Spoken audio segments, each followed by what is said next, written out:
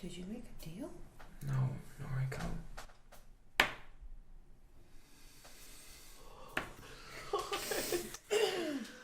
That's 27. All of this is happening while my cat is crawling into the cabinet. Welcome back to Magical Girls and General Nonsense. Last session was kind of a getting back to it, moving forward. Welcome back. And today is the welcome. Fight the great shit. It's possible. But today is back to the basics. Kidding, I don't know what those are. We all re-rolled First day of school! First day of school! Kiku's real excited. She's got a new pencil case, I'm sure. She has 4. But essentially what happened last time is it was kind of the first day off these gals have had pretty much their whole break. And they took that day off. And spent the entire time wondering when we were about to get attacked. Mm-hmm. Yes. But this time they actually did get a day off, and they had a pleasant night of sleep, and they got their goals of yesterday completed, I suppose. Mm-hmm. And now, alarm clocks are going off. It is the day of school, the school day, the first one of a long time. Day of reckoning. For once, we don't have to roll initiative on waking up, because everyone's going to the same fucking school. 14. So, if everyone would like to describe their collective mornings, I will allow them. Kiku is going to beg for her uniform from the closet fairies. I didn't even consider that. So, no, that would actually take a minute, like several minutes, in fact. Oh, of the dear. fairies Is she gonna be essentially late? just. But you wanna wear the same thing as everyone else? Yes. You wanna wear that?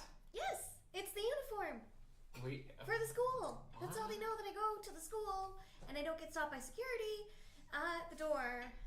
I need the uniform to go to school. Like, is that a hard need? Yes, it is. I will be reprimanded. Do you need that uniform, Yes. or can we make a mock-up? No, I need that uniform. Okay, well, we'll see what we can do. Go eat breakfast. Okay, do you want anything? Go eat breakfast, we'll see what we can do. And then they kind of scatter into the Narnia closet to figure their shit out. Kiku goes and gets breakfast and then hopes for a uniform when she returns. This is the first time that whenever Kiko goes to school, she beats most of her family members to the breakfast table. Mm-hmm. She beats her family members. Everyone else does not do anything. Except for father, who's already at work. Yep. So it's a quiet morning for once in Kiku's household. Prim's is very short and sweet because I know she did stay the night at the halls watching Sizos last night. And specifically didn't go back with Belinda, but I believe Belinda stayed with me. It's as simple as putting on my school uniform, looking at myself in a mirror briefly, deciding I don't care about makeup today. I don't care about how I look today. I don't care about how people are going to perceive me today. I don't care about any of the BS that Prim cared about not only 2 weeks ago. And tussle the hair a little bit.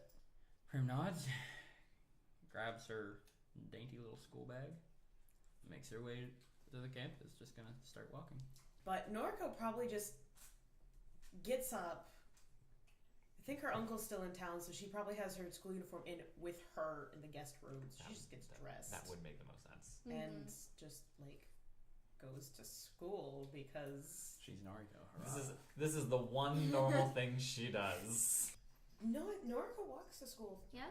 I think because I know that she did on a different morning, so I think that she walks to school. Okay, that makes sense. And what of Belinda's morning? So the phone alarm buzzes to life underneath whatever she has to use as a pillow. Turns around, cranks out push-ups because that's how it works. Mm-hmm.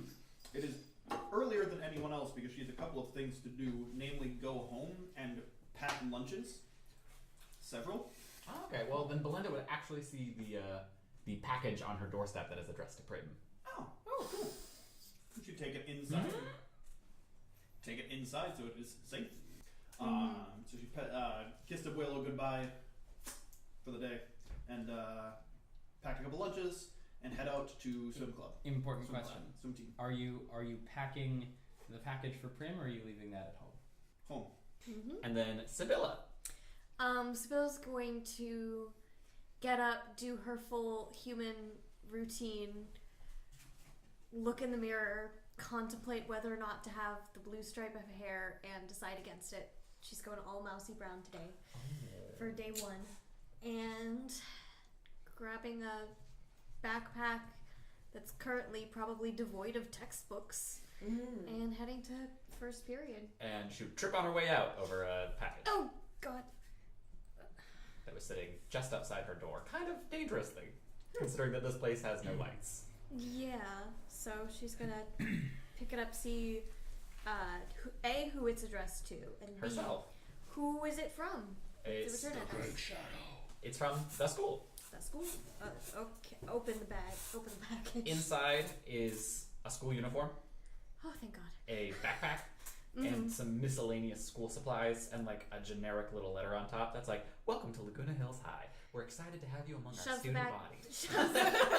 Shoves the letter at the bottom of the bag, puts things in, changes, and heads out. Bam! And Sibylla's on her way. And what of Clive? Question, since you're looking at the schedule, is band during like 0 period or last period? For Clive? Yes. That's middle of the day for him. Okay, well then I don't even know if he doesn't even have a first period. He doesn't even show up. Then except he's for probably- Clive gets to still, sleep like- way the fuck in. he's probably still just sleeping off whatever he was drinking last night. You go, Clive. You go. And he'll Super probably nice. show up late to whatever his first class is Gym. anyway. His first class is gym. He built his schedule very specifically.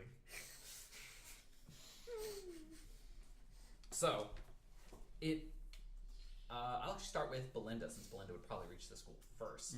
She Swim would team. step into the gym's pool, essentially. Since it's the winter, they're swimming indoor right now. And I don't know how to do this. and the team is kind of just generally stretching right now. They're like doing that milling about thing before a proper workout, where everyone's clearly tired, but they're chatting. They're having a great time. So they are. What's the word I'm thinking of? Cajoling? Yes.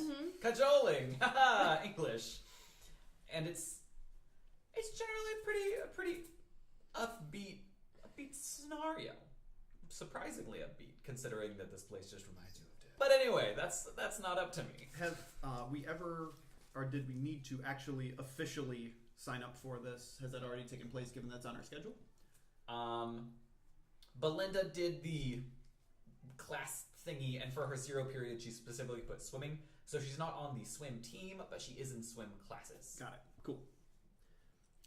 Then she go sit down and start stretching out, even though she's fully stretched and limber. For this is the second workout of her day so far. She's thoroughly warm. Belinda's first class should have been gym. She could have gone from workout to workout to workout. But no, it's high school, so pretty much no one goes out of their way to introduce themselves to Belinda. But also, she's pretty able to keep her own with the rest of the team. Like they're decent high school swimmers. Belinda is a trained athlete and pretty easily outswims them without really even trying. And if she even looks up from the workout at any point, she would see people shooting those teenager stares of envy and dislike. The enemy. We have seen the enemy. The enemy is her. The enemy. Exactly. We found him. We found the enemy that he was looking for. And Sibylla would make it to her 0 period, which is one of the more sparsely populated classes, especially as a 0 period, which is archery. Yep. And it is a couple of kids, and they're all dead tired. Yep. But they're all very much so like, I thought this would be a really fun class. I didn't realize it would be this early. And you can see they're coming to terms with the fact that they're members of humanity. Oh god. Sibylla is going to keep to herself and potentially roll a bluff check to just seem super cool. That's not a bluff. She is super cool. It's a 20 not natural to be the super cool transfer student. All right. Back. All right. Sibylla does play herself off as as pretty cool. And in fact, a particular jock does think she's pretty cool. Oh. And happens to lay some eyes on this smooth talking, glasses wearing cool kid. Dr. Vince. Sibylla. Yes. Yes. Oh, hey. Hey. Didn't realize you were doing the archery thing. Yeah, it's my chosen sport. The You thing. shot before? Yes, many times at various targets.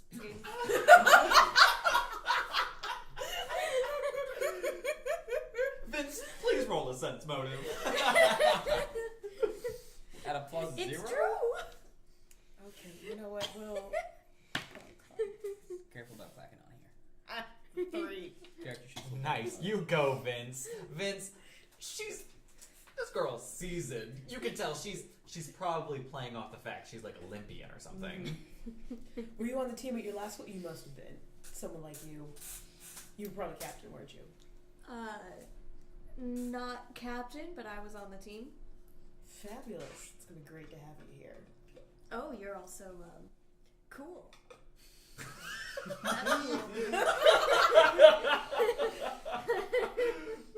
Not nearly as cool as you, but we do try. Sunglasses flash. That's her response. And from there, the teacher kind of whistles everybody into places, and they give... It's kind of like one of those really intense teachers who's very serious about archery. This is how the class works, and these are the rules, and we are all about safety. And, like, generally, they have some pretty solid advice. They're just way too fucking excited about this. Too many people have accidentally been nicked. It's okay. Someone's been shot in the hand. It's been a mess. People keep trying to Robin Hood their own arrows, and someone did it, but that's school property. So it's a fulfilling class, but it's nothing that Sibylla doesn't already know. It's pretty much just an excuse for her to wake up early and shoot a bow. Yep. This is catharsis for her. So then, before those classes are out, I'm assuming everyone else would roll up to the school because no one shows up exactly on time. Well, This is not Japan we're talking about. Prim I isn't like Depends if Kiku has a uniform. Kiku does have a uniform. Okay, cool. It has Fey touches on the inside, but the outside is impeccable school uniform. But like as she was putting it on, the inside of the sweater is weaved of like these beautiful translucent melding patterns of elk gallivanting through fucking fields, and there's like apples everywhere, and it's beautiful to look at. But you're like, oh, this is gonna get dress coded if I so much as lift my arm too high. cheerleading. That's a different outfit. Yep. That they have to make. But that's okay. That's in the near future. That's for later us to deal with. Yeah. So everyone will arrive at school, and there's a general air of like everybody's tired, but everybody's excited to see their friends. Classes are coming back in. It's not terrible. Everybody's reasonably excited to be here. So very.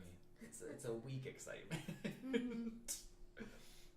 But so we'll actually jump into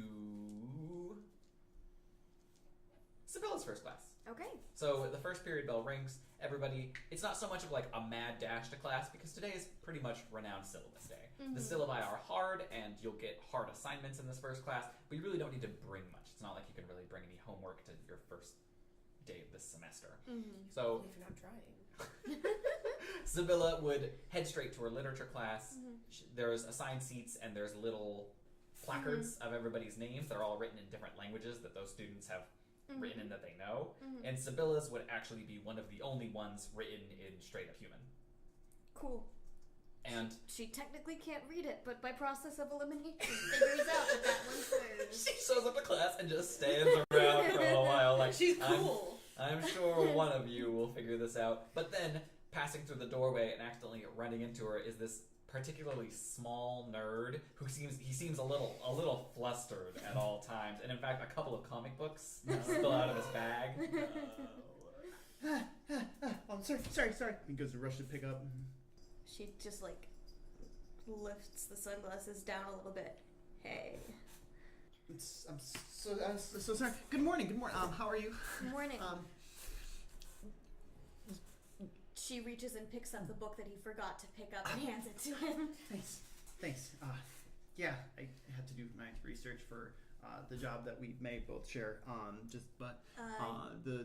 sorry. How are you? I'm good. Just I think I don't read human. Do you? Yes. Voraciously. Do you need help finding like your classes and things? Because I know my way around the school. There's lots of rooms. I've been to some of the rooms. I've not been to all the rooms, but I've been to. There's quite a few that I've been to or at least heard about. I would like to point out that I'm pretty sure up until now, Sibylla has presented herself as 100% human. Mm-hmm. And for That's her just to it. walk into a class and say, "I don't read human," He didn't get it though. He's just like, oh no, that makes sense. That makes sense. that's fair. Everything you say is literal. It's literal Bible text to me. I worship you. I worship the ground you walk on. If you don't mind me asking, then what do you read? Is it some type of common. angel dialogue? Common.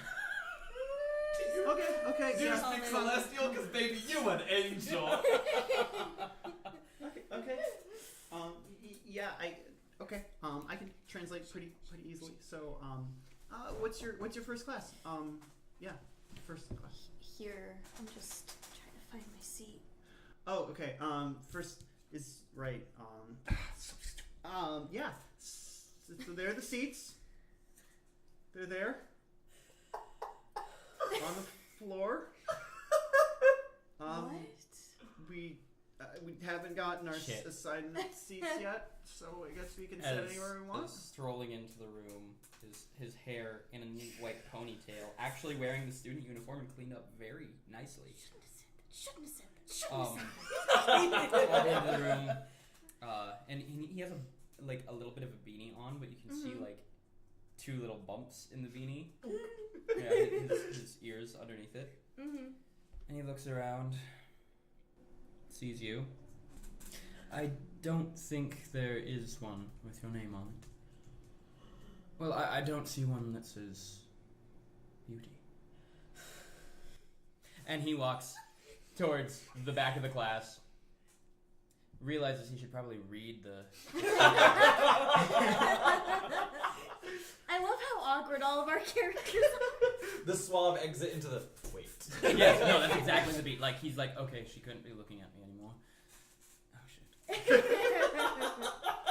Where am I going? So, I'd say by now she probably has process of elimination found her seat and sits in it. And then, important distinction, if she tries to see what his name is, she can't read the language on his placard. What's human. it in? Is it It's in human? No. What's it in? He's taking a quick glance at the languages. None of those. Really? Yeah. None of those. It's a new one. I haven't heard of this. Okay. Go ahead. So this class would proceed pretty standard. It's an AP class, so the syllabus is kind of like, all right, welcome to class. Shit's gonna get hard fast. Yep. You have a paper due in 5 minutes. Shakespearean. We're gonna take a practice AP exam, so we know what level everyone is at. It's Yeah, too real. you pretty much come in and she's like, all right, so the curriculum is all written in common, so I want everyone to write an essay in common about, and then she gives you like 3 bullshit topics to pick from, and all of them are terrible.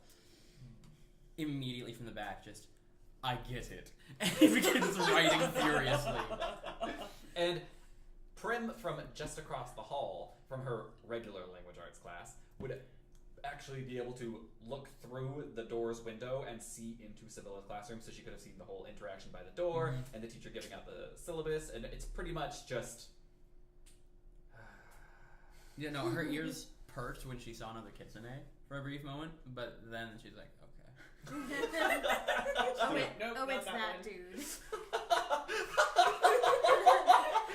She was like, Kitsune... Ugh. Kitsune, no. All right. A note gets passed to Sibylla. I need him to roll a stealth check against the teacher's Just for keen eyes. Sleight of Sleight of hand. hand. Why not? technically. It's way he doesn't have stat points. That's true. Yeah, he doesn't. 3.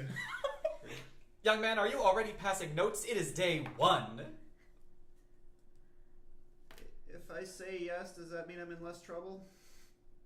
I suppose I respect your honesty. Would you like to bring it to the front of the class and read it out loud? If I say no, will that continue from me being honest?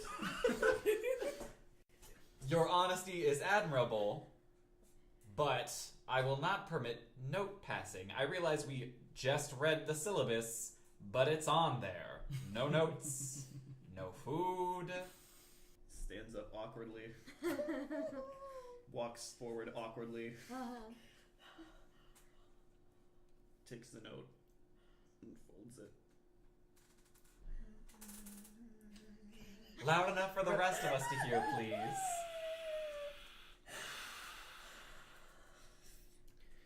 If you need help translating any of the human, I would like to help. Then I drew a little box that says yes and a box that said no, but then I scribbled those out because that was so stupid, but then I actually wrote the word so stupid and I crossed those out too because I shouldn't have written that. If you would like to offer your tutoring services, that can wait until after class. So I'm not doing this because we have a mic, and we learned not to clap with the mic. But from the like middle where he actually sits, just clapping. Good show, good show. Everyone, this is a commendable individual. So now that I'm here, if anyone wants tutoring, I can help. And there's immediately a clamor of like a small uproar. People think, oh yeah, that's a good idea. That kid's smart. Oh yeah. And then like very sort of medium loudly, like does not understand subtlety. Just the person next to him goes, "I'm trying to bolster his spirit so that he doesn't feel as awkward. I'm trying to make a good impression by reflecting back on myself. Let's cheer him on." And then very vivaciously, "I could use tutoring." Pretty much the rest of first period goes off without a hitch. It's syllabus day, so not a lot can happen, but Sibylla's finding out how to make shit happen. So then up next would actually be Clive arriving at school. He'd arrive at school. He's probably as disheveled as the school dress code will allow him to be. Luckily his first class is gym, so that's pretty fucking disheveled. Literally in like a stained white beater. It's I like don't think put it's on a stained. shirt, wear pants, you're going to gym class. I don't think it's stained, but it's clearly Old. it's old. He's probably been wearing it for a couple of, but it's clean. He's got some measure of self-respect, but not a lot. He's with the senior class. He's taking gym in his senior class. Yeah. So literally not a single person in that class wants to be there. He Correct. wants to be there even less than everyone else that's present, pretty much. He's got his various hidden bottles in his bag.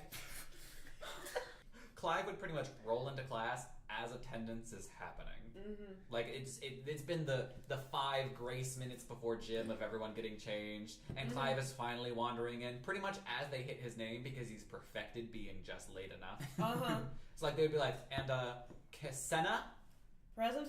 Wonderful. And then they move forward as if Clive didn't just arrive on school grounds.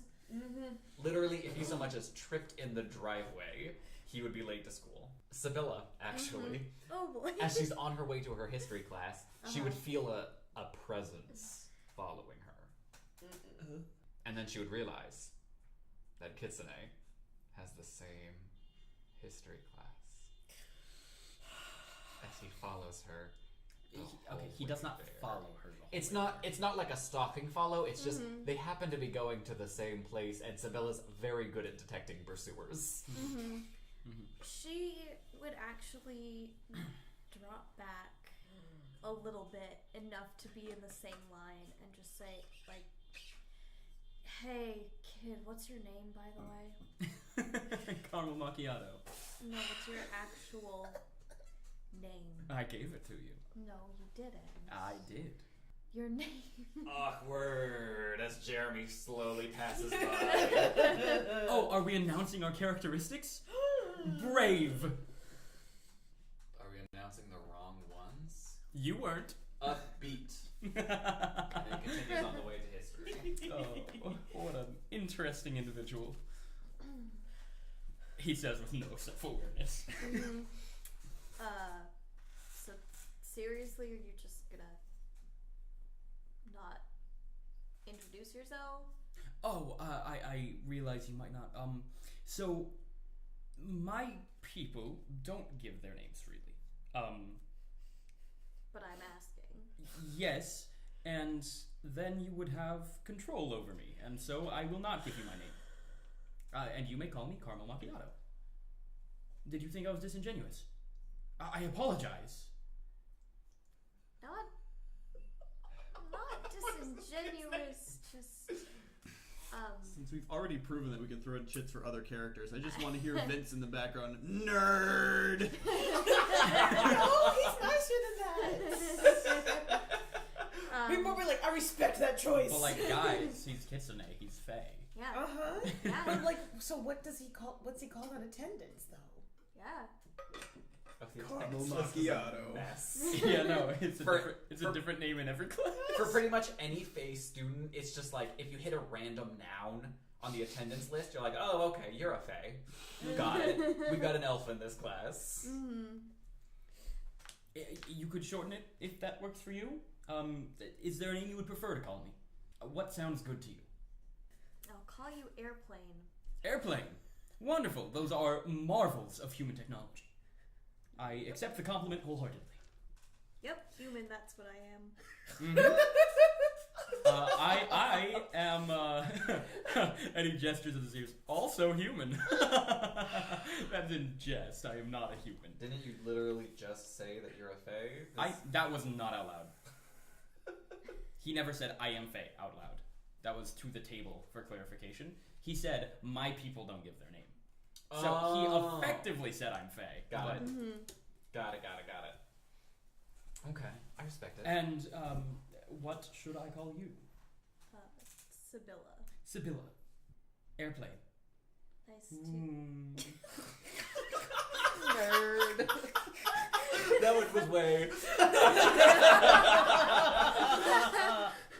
Way in the background. Nerd! That's what you are! Quit calling yourself out, man. It doesn't work like that.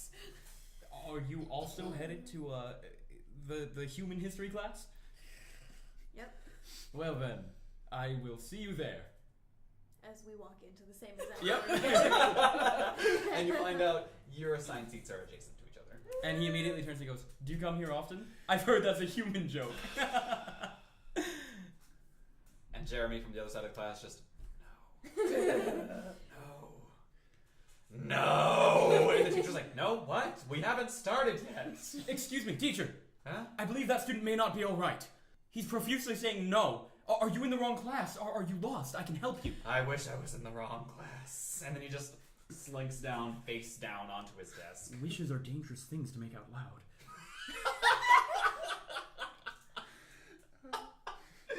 You are right there, friend. I look very much forward to learning about history. Yep. And from there, we would actually move to Kiko's next class. Cool. Because hers is the next class that pretty much something would happen in. And this is just pretty much a quick little tagline of Kiku would walk into geometry, Takahashi would high-five her on the way in, and they have like a cute little, hey, Hey! I know you. I know you. What are you doing here? I got this class. What? You. Yeah. No. And the other students are like, what is happening? What? Are they, is she her mom? Just a general air of confusion. No, she sends me to my death every night. It's great. I work for her. Essentially, Prim doesn't have a next period. She has a study period, free period right now. So on her way out of her language class, she would actually brush shoulders with Belinda, who is one of the fastest moving students at the school, who just came from science. And I brush shoulders, so she's like hopping. Belinda's moving. Belinda. Are we already past? This is a shoulder bump. Prim's instinct kicks in to like start a scene because it's a territorial behavior. She's at school, so and then she realizes Belinda, and she just kind of smiles and lets it pass because she has no way to catch up to her or contact her. That is fair. Mm-hmm. And looks back at her schedule and makes her way to the next class. She doesn't have one. Study. Free Yep, period. study period. And she looks at her schedule again. She's like, fuck. Has like that little sequence where this is the recap episode theoretically where we get back to school. So little parts of the campus trigger certain memories from certain episodes. Every time you're at this campus, it feels like the first time. Yep. And so she like her tails are kind of like not all poofing out or anything, but like one of them's just sort of doing that wistful like back and forth that a cat's tail does. She just wanders into the quad and sits down with no reading material and nothing to study, and just a slow, quiet meditation as she takes out paper and begins doing some calligraphy. As Prim is pretty much anywhere that Prim goes, no matter what she does, she can always feel just like eyes boring into her. Just kind of like the curious eyes of classmates. She's literally the girl who went crazy. Un poquito. A little bit. Tiny little bit. But as she goes to the quad and she glances across, she would see a particularly familiar pair of eyes staring at her, and it's some goth girl sitting down in what would be grass but is snow, along with a couple of other goth classmates just hard staring. Prim gets up and rolls the scroll back up and puts it away and politely walks over. Hello. You're staring at me. A little. Can I help you? Not really. Is there anything I can do to stop you from staring at me? I was just curious when you're gonna lose it again. I've taken up calligraphy and meditation to help with that. I think it's awfully cruel that you would take another person's tragedy and find joy in it. No, I don't take any joy in it. I'm mostly just curious. That's very unkind. I mean, you were particularly unkind. I'm aware. But I'm suppose fully it's only aware. fair. What's your name? Not important. I think it is. But if you don't want to tell me, I understand that. It's debatable. Which part? Several parts. Okay, well that doesn't make sense. That can't apply to everything, but I'm not going to cause a stir or be semantic about that. Well, I hope that you find joy watching me in other ways. That you don't rely on me to freak out. Perhaps at some point there's a fencing show or singing or dancing in the quad or something, and you find joy that way. You're very different. Losing everything will do that to you. When did you lose everything the past couple days? When I freaked out, my house exploded. It That was so all long over the ago. news. What? That was almost a month ago. What happened the past couple days? Consideration and thought? Huh. Okay. It just keeps staring. You should try and blink at some point. And Prim walks back to where she was and sits down under the shade of a tree and lays out the scroll and begins working on calligraphy with the word being patience. Like hospital patients? Yeah, Prim can't spell. Wade can help you with that. Not wrong! So can caramel macchiato. I like to think he spells macchiato wrong every time, and it's a different incorrect spelling. No, it's poetry that's bad, not a spelling. Okay. And then the bell would ring and everyone would be in the dash to the next class because it's third period, and then lunch. Everyone's getting a little excited, a little antsy. Everybody's ready. And just for clarification for Prim, it's a steady. Oh, bell rings. Roll it up. Put it away. Station everything. Like people are rushing past her. She's very slow, very methodical. And then politely walks to her next class, Very nice. waving at people in the hallway. So- and anyone who catches her eye, not just people she used to know. It's everyone. Everyone is catching Prim's eye because they're all staring at her. And a couple of them return awkward waves. A couple of them are like, "You're alive!" And some of them are like, "You're back!" And it's a general air of confusion about Prim that's happening right Absolutely now. there is. But as she walks into her next class, she bumps shoulders with the professor who's walking in, who turns swiftly and is like, I'm sorry. "Hey!" And it's Takahashi. Good morning. How are you? How are you holding up? How's everything? I'm getting used to people looking at me probably the same way they always did, but I'm a bit more cognizant and aware of it now. Okay, I think it's in part to the fur. You have quite a bit more now. Yes. But I respect you. I respect that. Are you ready for math?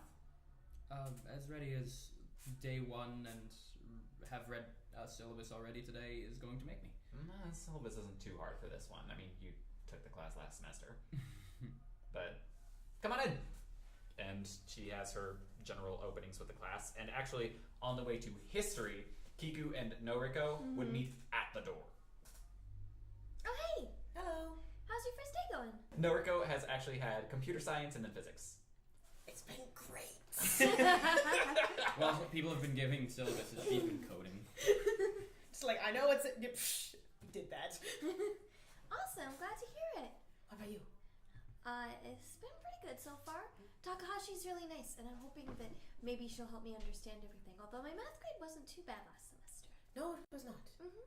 I can help you with those too. No one's answered any of my business cards, so far you're still the only person I'm tutoring. Oh. Is that a bad thing? You've kind of got a lot of other stuff to do, right? I do. Mostly it was money so I could buy the things to keep doing the other stuff. Oh. But that's a different thing. No, it's not bad. We should head in now. Yeah. It's not math, but it's yes. Mm-hmm. There's no numbers in this one. There's a couple, but they're mostly dates. Boring numbers. And Clive would actually be making his way to a class he gives a fuck about, band. He doesn't give that much of a fuck about it, but he does give at least one. He's in last chair as a second-year senior. Yeah, he's like, I'm here because this is the only class that I don't objectively hate. Mm-hmm. And I think the only reason he's in last chair is not because he's bad at playing. Oh, not at all. But just because he doesn't show enthusiasm to go anywhere else. Zero. People challenge him and he's like, you're done.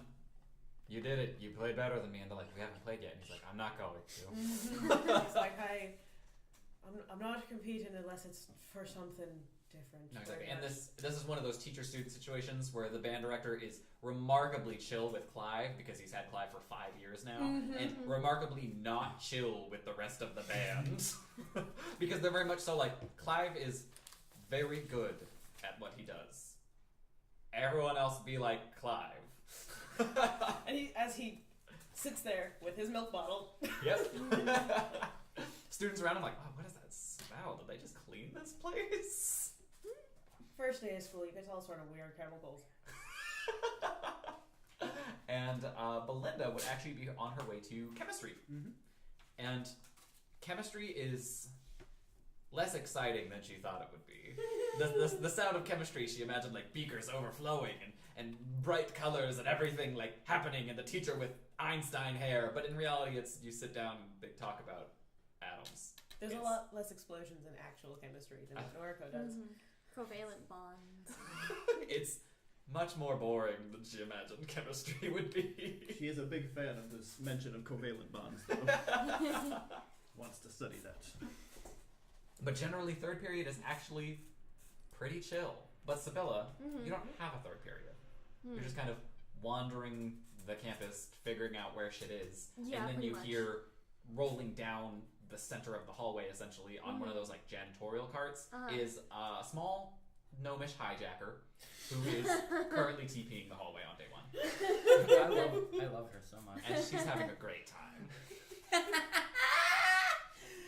Oh, hey. And at the sudden lapse of concentration, the cart spins on one of its bad wheels and slams into some lockers.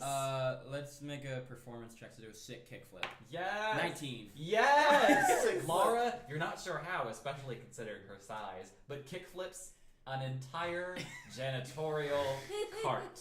The whole thing. It's probably the most impressive thing Sibylla's seen today, just from the sheer gall of it, and it still slams into the lockers.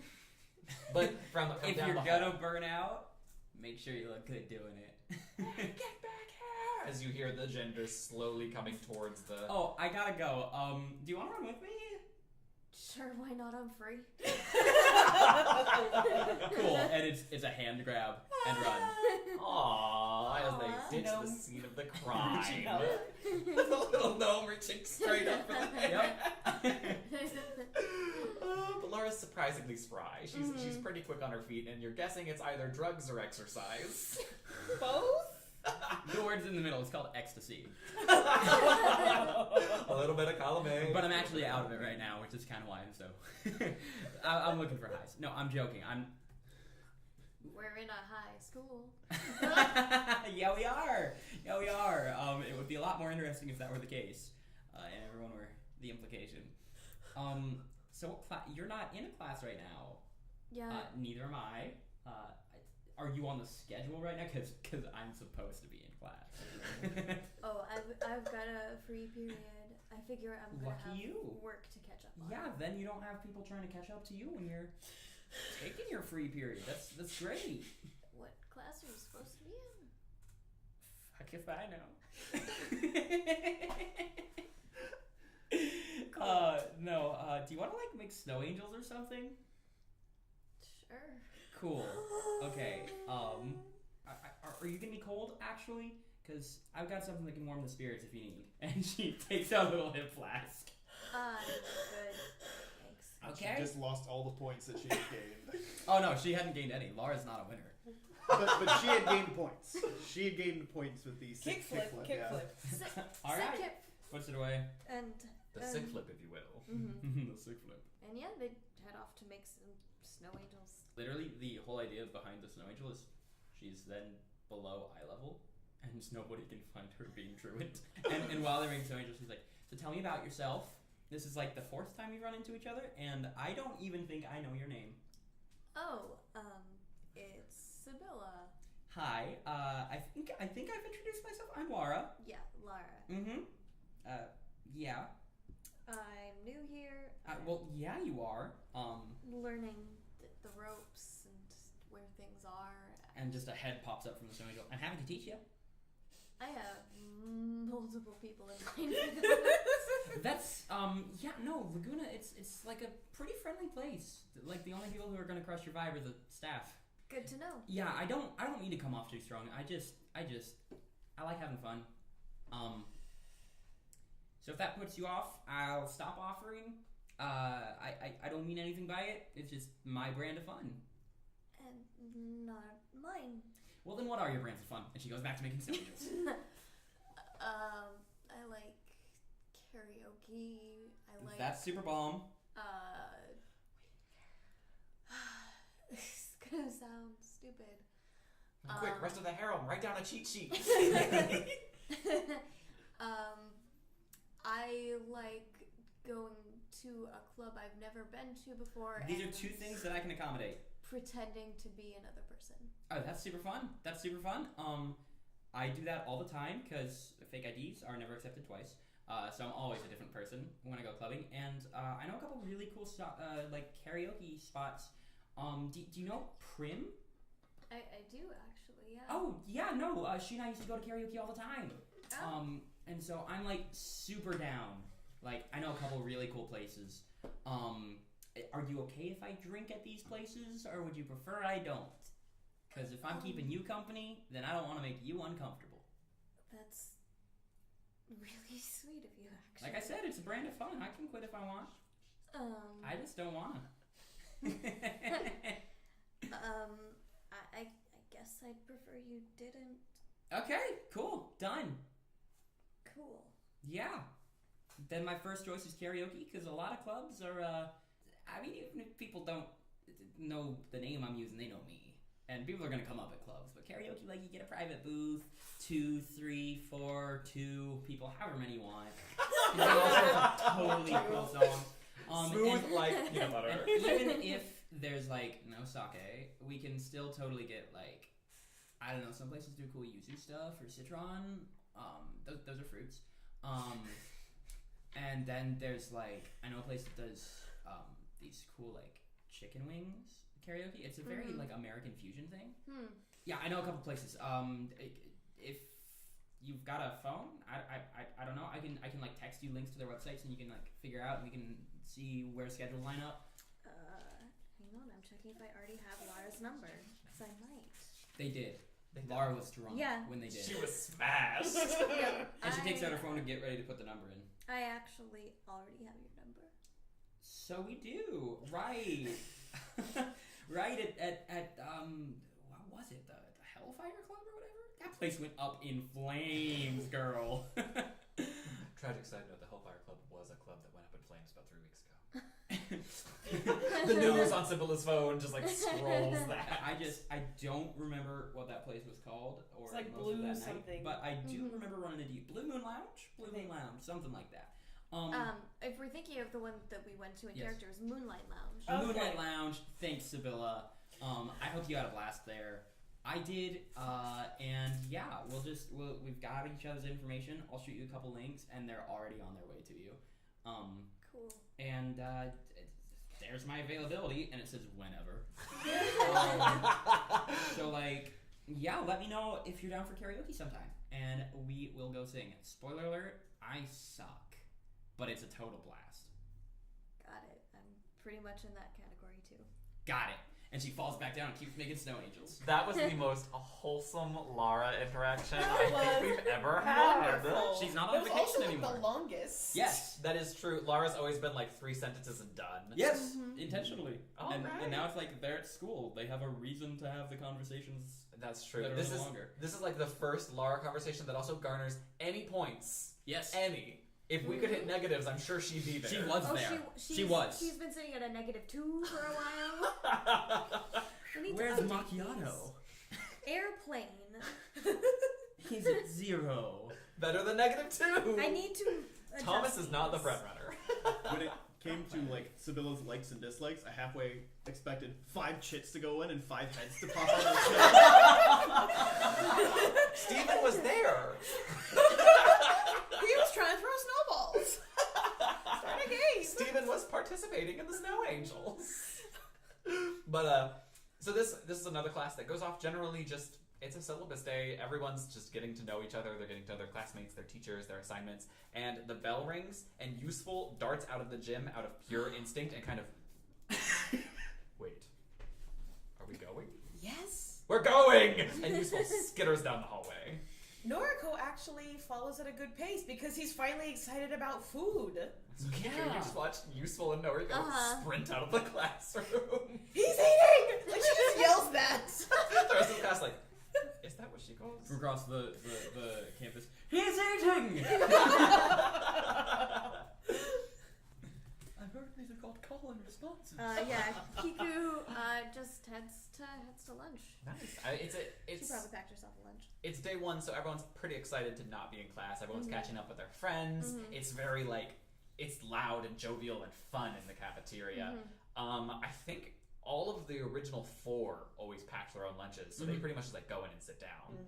But I don't know about Sibylla or Clyde. Sibylla would probably have grabbed something normal from the kitchen now that she knows where it is.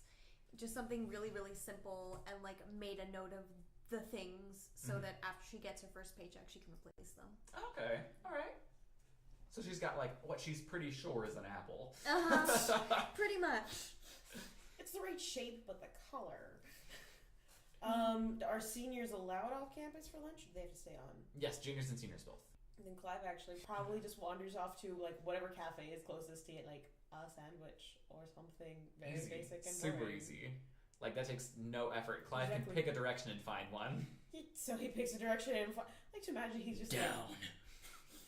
That's a different cafe. Eventually, maybe. That's actually probably when he pulls out the bottle that has the not watered down stuff, because now he's off campus. Now he's like, woo, let's go!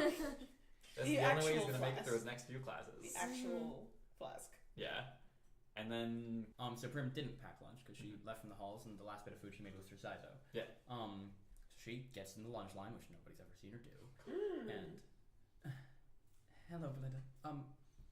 No, it's 1 lunch, 2nd lunch, protein shake. Thank you.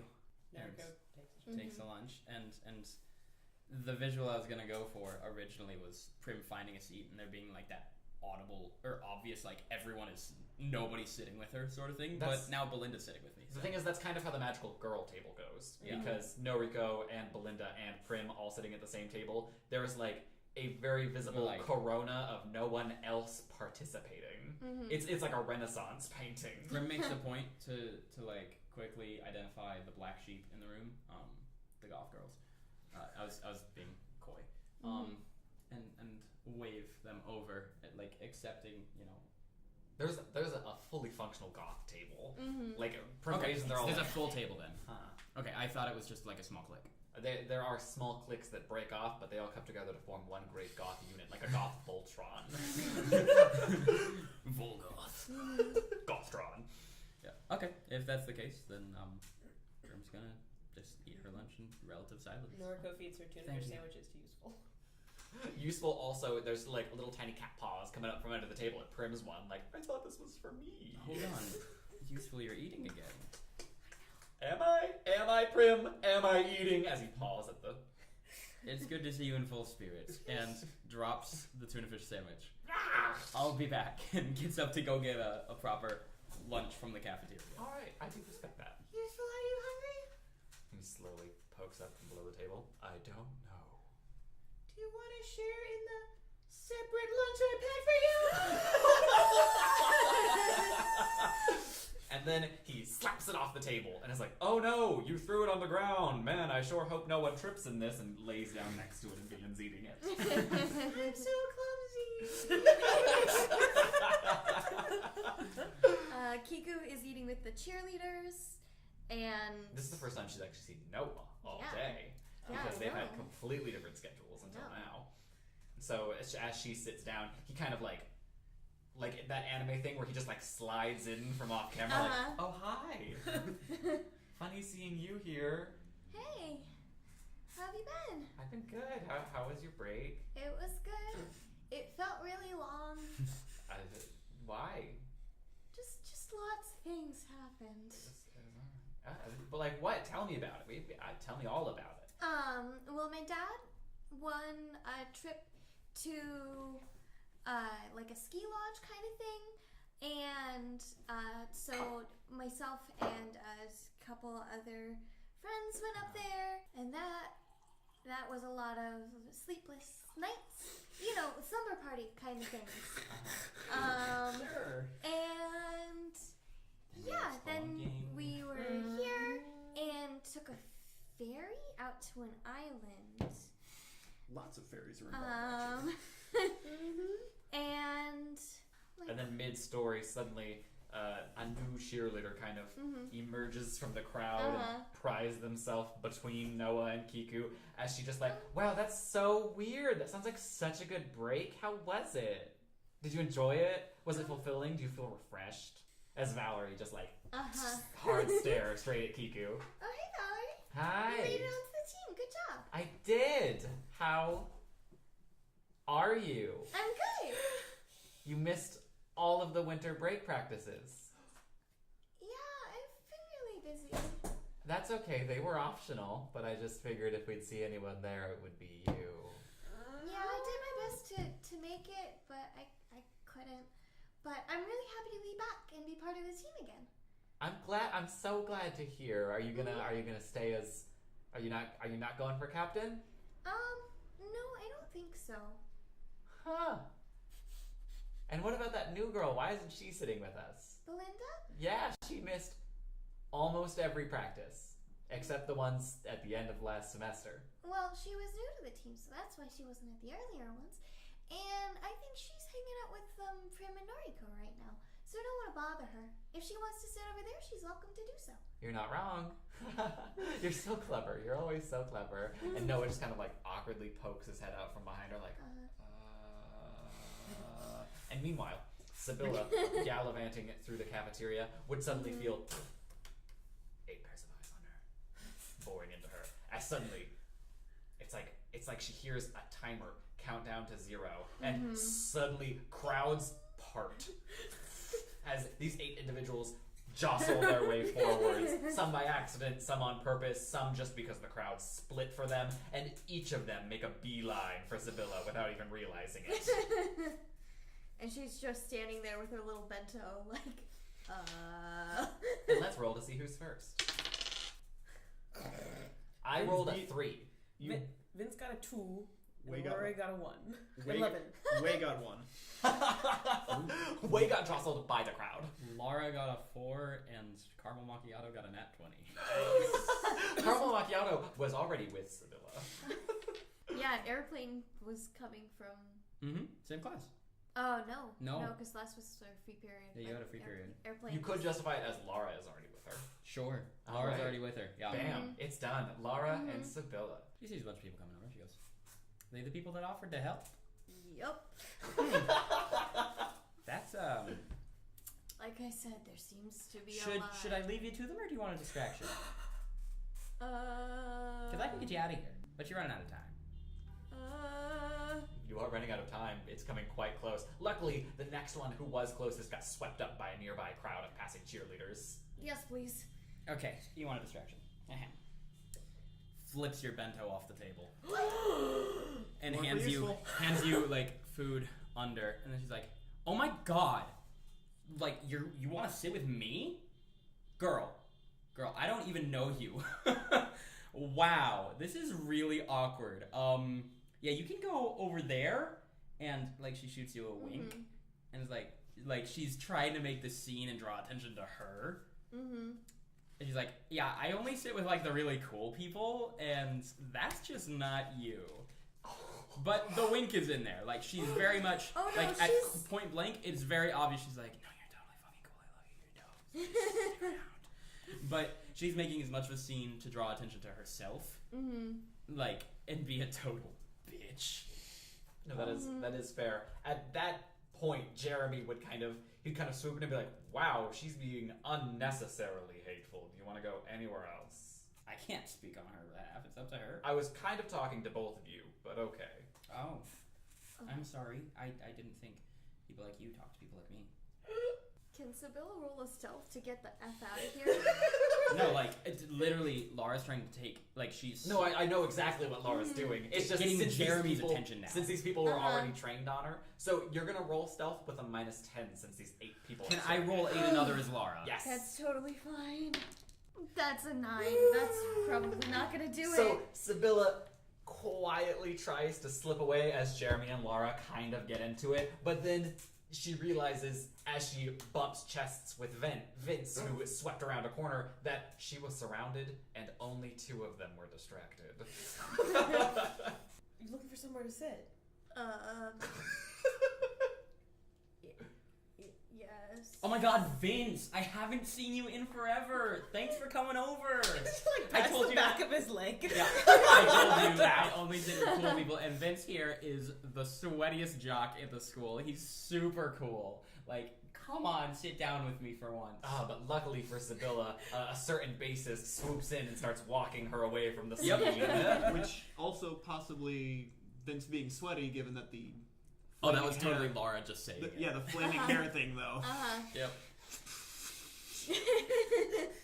And you just hear a very, like, in the middle of the argument, Lara slips in the words, "Good luck," and keeps, like, arguing with the 2 people she has occupied. But now, Nautica and Sibylla. How will Sibylla escape this one? The roof. Just leave them all behind. We can go to the roof. Okay, sure. The roof? There are no plants on the roof, Aurora. What is this? This is tomfoolery. This fiery bassist is about to try and drag Sibylla to the roof. No one would allow that. The roof is a wonderful idea. Odd of you to have one. They get the best light up there. Do you want to go? Hey! Someone shouts from the crowd before they are swarmed again. Yeah. And as Sibylla turns on her heel, face to face with Airplane. Sorry, that is the second time we bumped into each other today. That's and, okay, Airplane. I'm headed to the roof. Okay, have a nice time. Yeah. And as she's walking away, she sees out of the corner of her eye Wei kind of trying to break through the crowd, but he just can't quite do it. So Airplane's gonna go out into the quad, cross the campus to a different roof, and like just politely, like every now and then, look in that direction as he writes poetry over his lunch. Paper But- airplanes. Yes, that's the first thing he did was throw her a paper airplane. Well, actually, it was a paper rose, but like he begins writing. It's just poetry. It's not specifically about her, but he looks at her for inspiration. But Sibylla, you make it. Barely. Barely. From a couple of cool harem members. And from there, lunch would pretty much go off without a hitch, because you're on the fucking roof. Yep. Sibylla would actually try to learn a little bit more about Nautica while we're up on the roof. That's fair. That's fair. Sarah understands. Aurora's too busy tending to her plants. She takes them up to the roof and gets distracted and is like, oh fuck, they do get good sunlight up here. I have Johan with me today. He doesn't get enough. I have to trim him very carefully, or the spines he has are Is going he to go bonsai? poisonous. We've run into each other a few times. What's your origin story, I guess? Interesting question. I guess when your hair lights on fire when you get angry, little kids don't like playing with you all that much. So, I'm more of a fan of the music found me, if you will. She kind of gets lost in it for a little bit. Kiku, meanwhile, would try to super nicely say, I'd like essentially to get Valerie to a different part of the table so she can keep talking with Noah. Ilona's out here playing 2 dating sims. Well, the thing is, she and Noah never said what they were.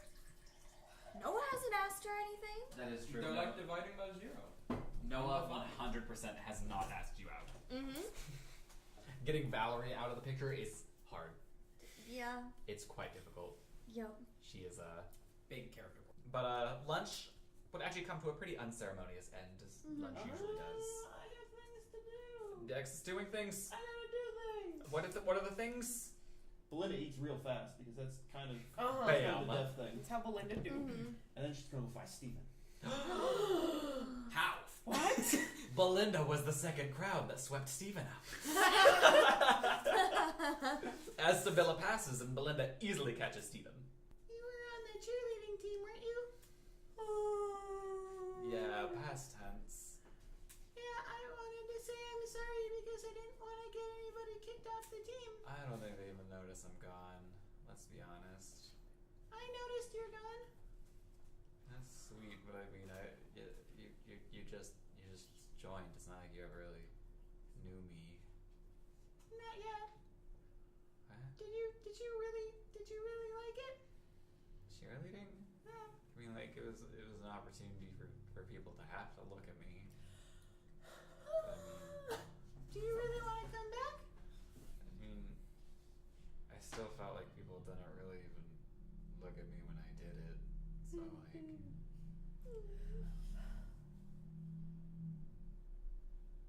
And he just kind of gazes down into the. It would be dirt, but you're in a cafeteria, so it's linoleum in this case. And as his eyes dart down, the face follows them. I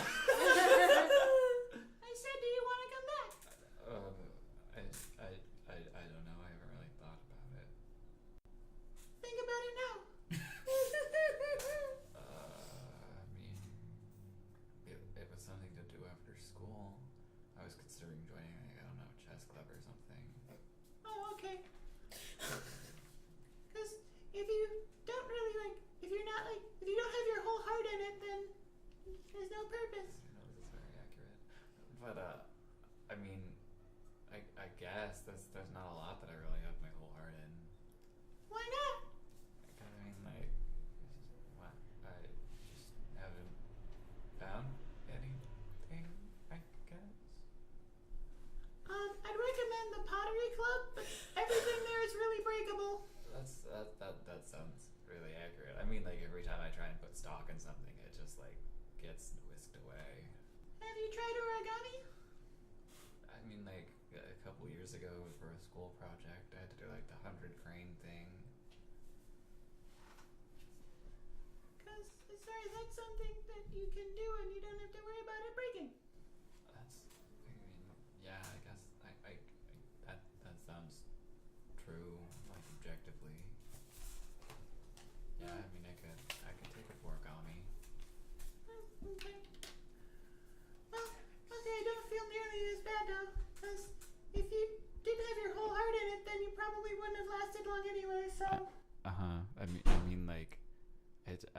That's, yeah. And he does like a really hard swallow as like the truth of his situation and reality kind of settles on him, and he's like,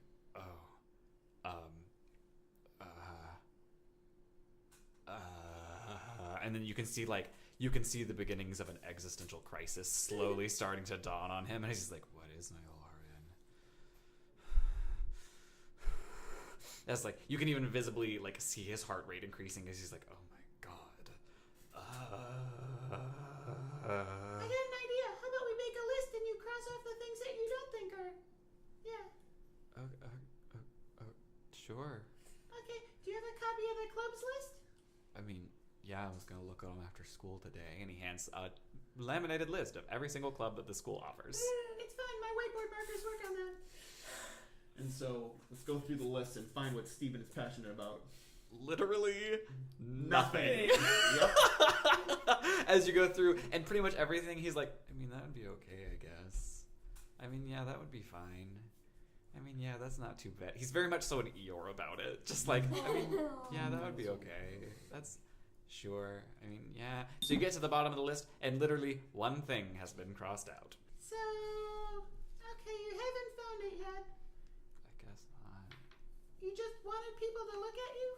I mean, like, I don't know. I wanted to change pace, I guess. Like, people looking at me would be different than how it normally goes. Do you still want people to look at you? I mean, like, some of them. Right now? What are you implying? Have you ever been a flyer? What? You're a base, right? Yeah, I'm like, Have you ever tried flying? Is there an aviation club now? I'm confused. No, for cheer. And he's... Only one way to find it. Pick him up. Are you throwing him or just picking him up? To start with. Okay, it's quite the pickup for a second, and literally as Belinda gets him into the air, the local half giant club passes through. as these students who are the descendants of Ettins and such, they slowly saunter past, and in fact they even stop for a second to just like converse as Steven is now at their eye level, just like Oh no, we gotta go higher. Go to the nearest table and step up the table. As Lion King him. As Belinda goes to Lion King Steven, she picks him up again, and the table in front of her, the janitors shunk, they move it up into like the table pyramids they form, and they slowly begin carting away a couple of the tables as lunch is starting to dwindle down, and Steven, he's starting to get visibly red and just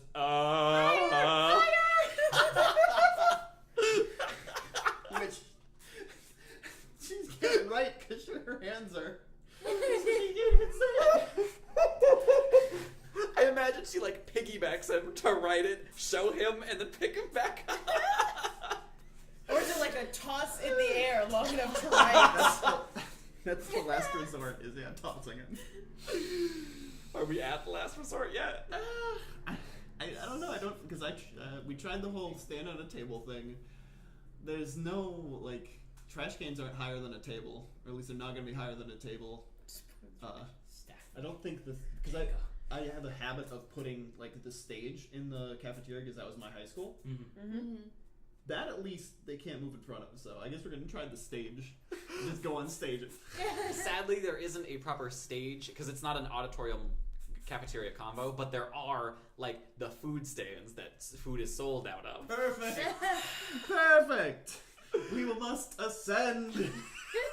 Reach greater and greater heights. So Belinda would climb onto the top of one of those to hoist Steven in the air, and just as she does, two janitors would lop ladders up on either side of the stand to change a couple of flickering bulbs. And by now, Steven has his whole face covered in a mixture of shock and embarrassment.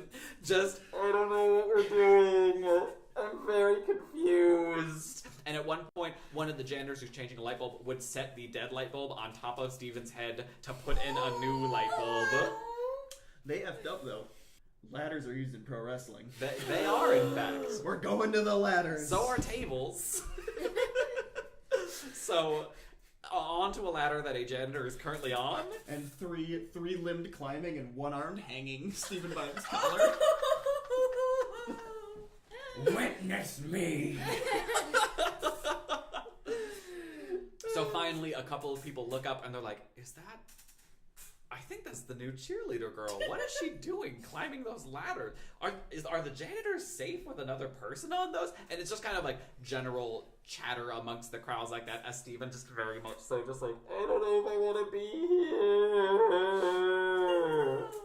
here." Face covered, just kind of shouting to no one in particular, as slowly a small crowd starts to form and they're like, "What is she doing? Where is she going? Is she just climbing up to the ceiling for the sake of it?" I'm super confused as they just this crowd slowly begins to grow and grow and grow. It's different.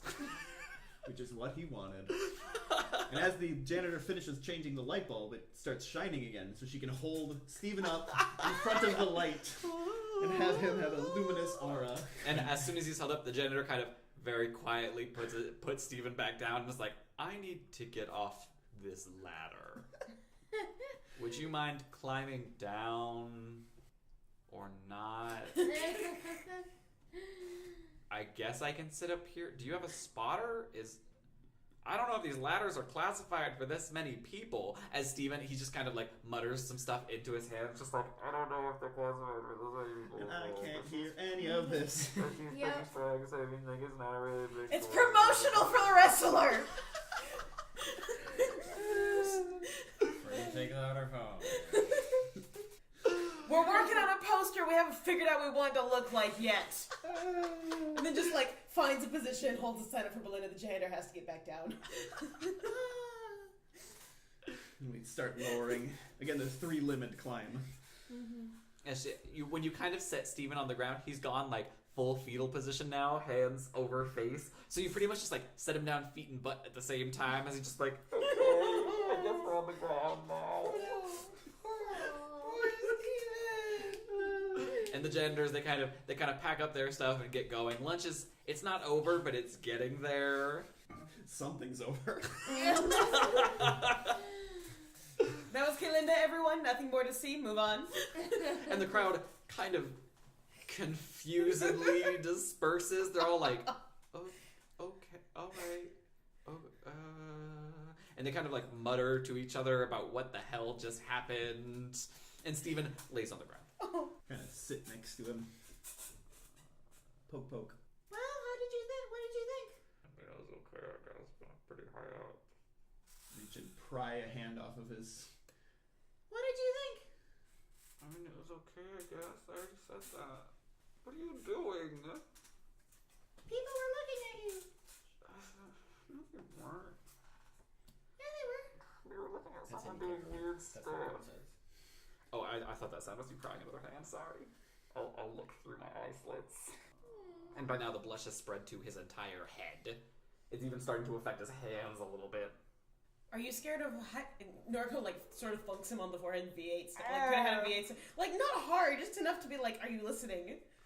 Was it the height that bothered you, or the fact that everyone was staring? I don't know. Well, think. It's got an answer to the question.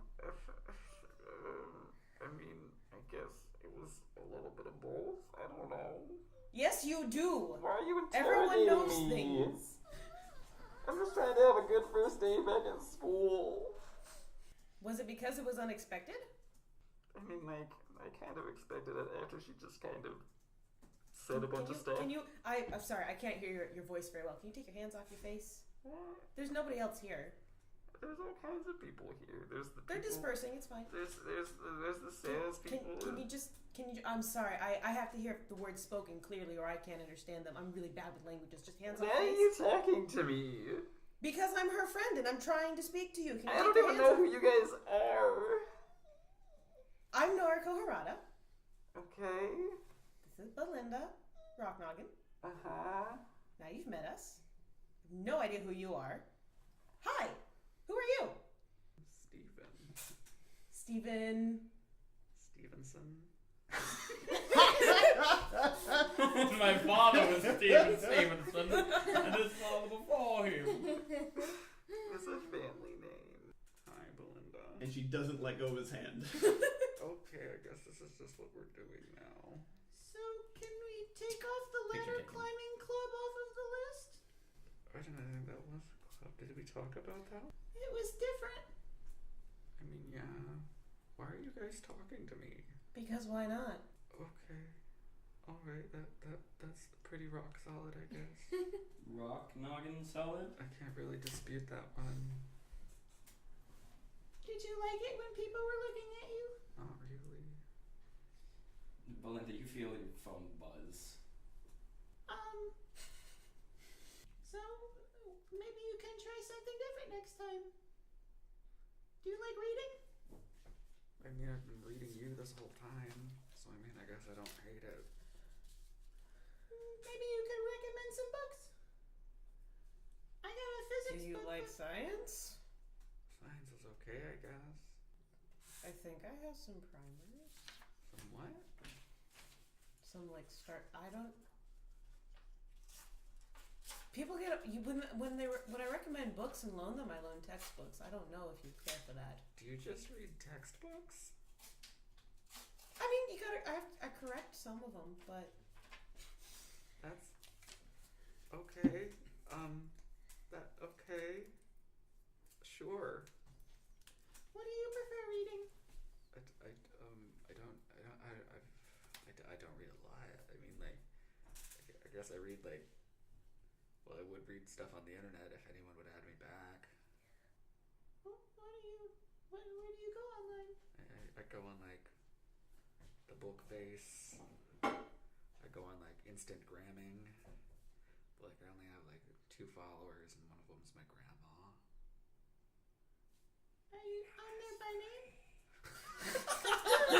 As Prim listening, real subtle, just ding, ding, His phone in his pocket is Was- and he's like, I'm not sure what's happening. Okay, it's the text, okay. He's got one hand on his face, the other in Belinda's hand, and he's like, my phone is going off and it doesn't normally do this. so you'll have to answer it then, probably. He's got a friend request, a follow request, a tweet request, just thing after thing after thing, and then he goes, I think it's a bot, it's okay. It's even further disbelieving because it's Prim's account with It's 3,000 followers.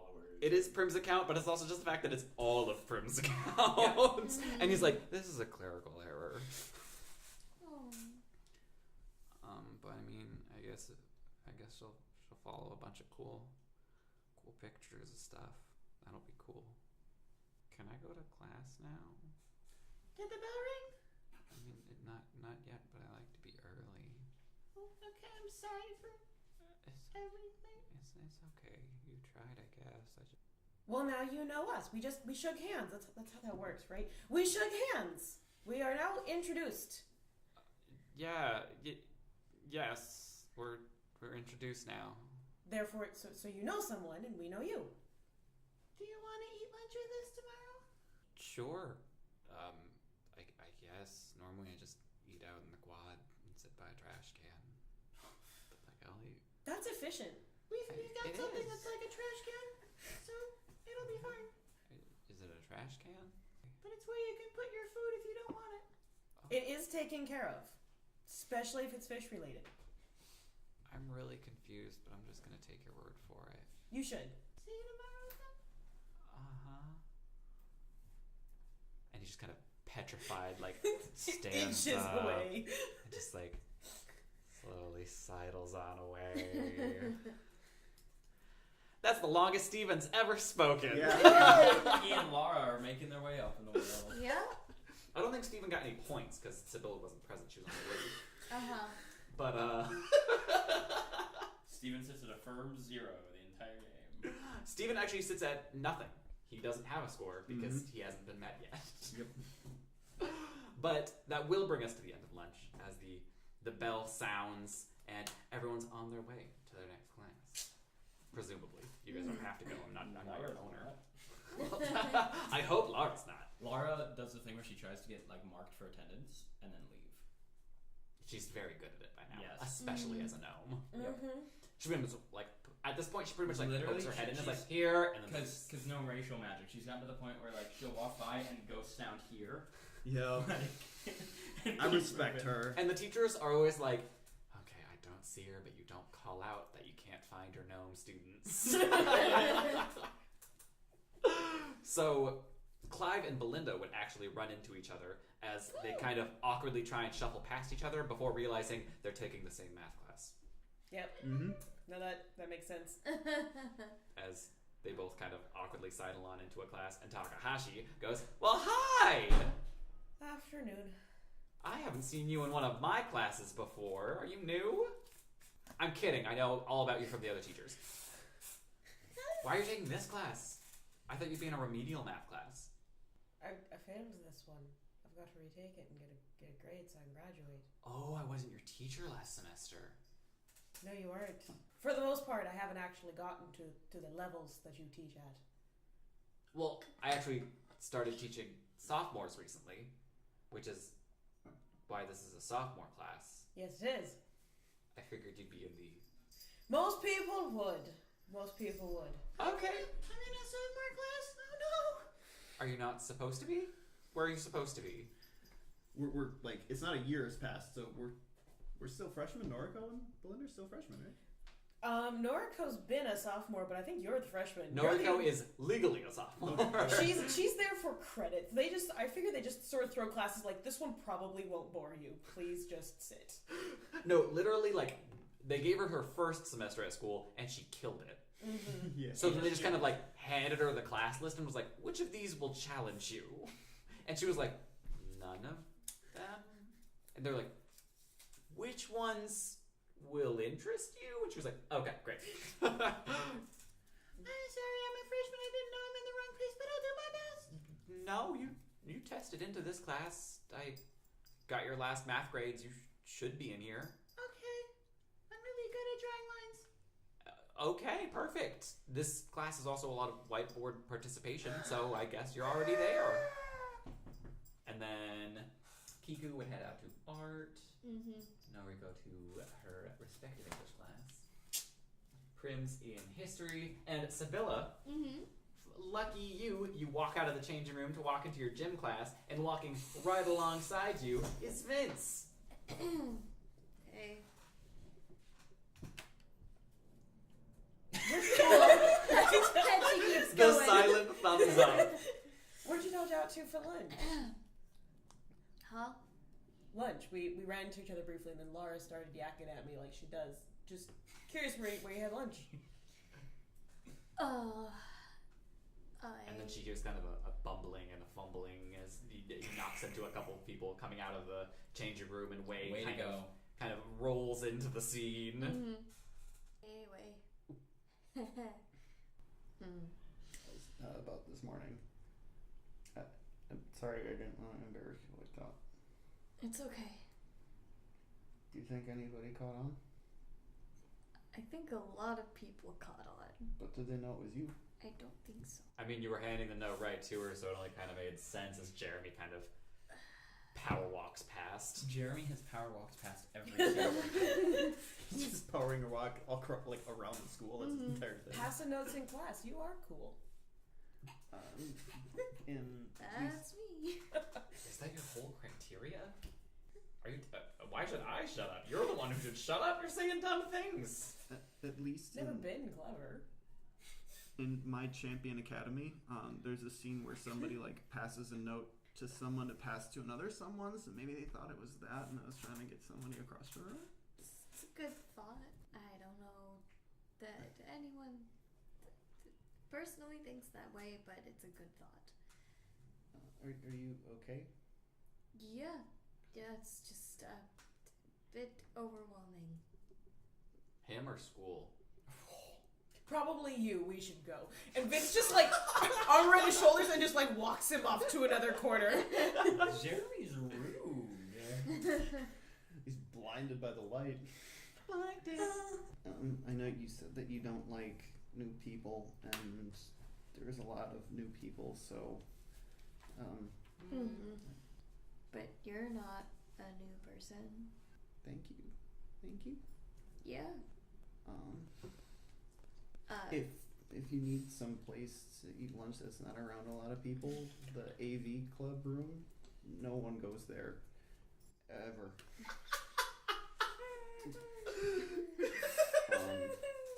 You can kind of watch videos or stream from Twitch there.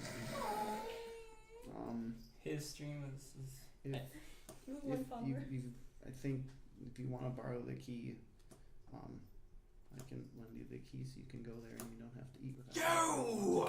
And suddenly you hear like a small. Oh god. My fated enemy! I will defeat you here today! As Akira he springs and tackles Sibylla to the ground. Oh god. And he just, where is she? Grapple the cat.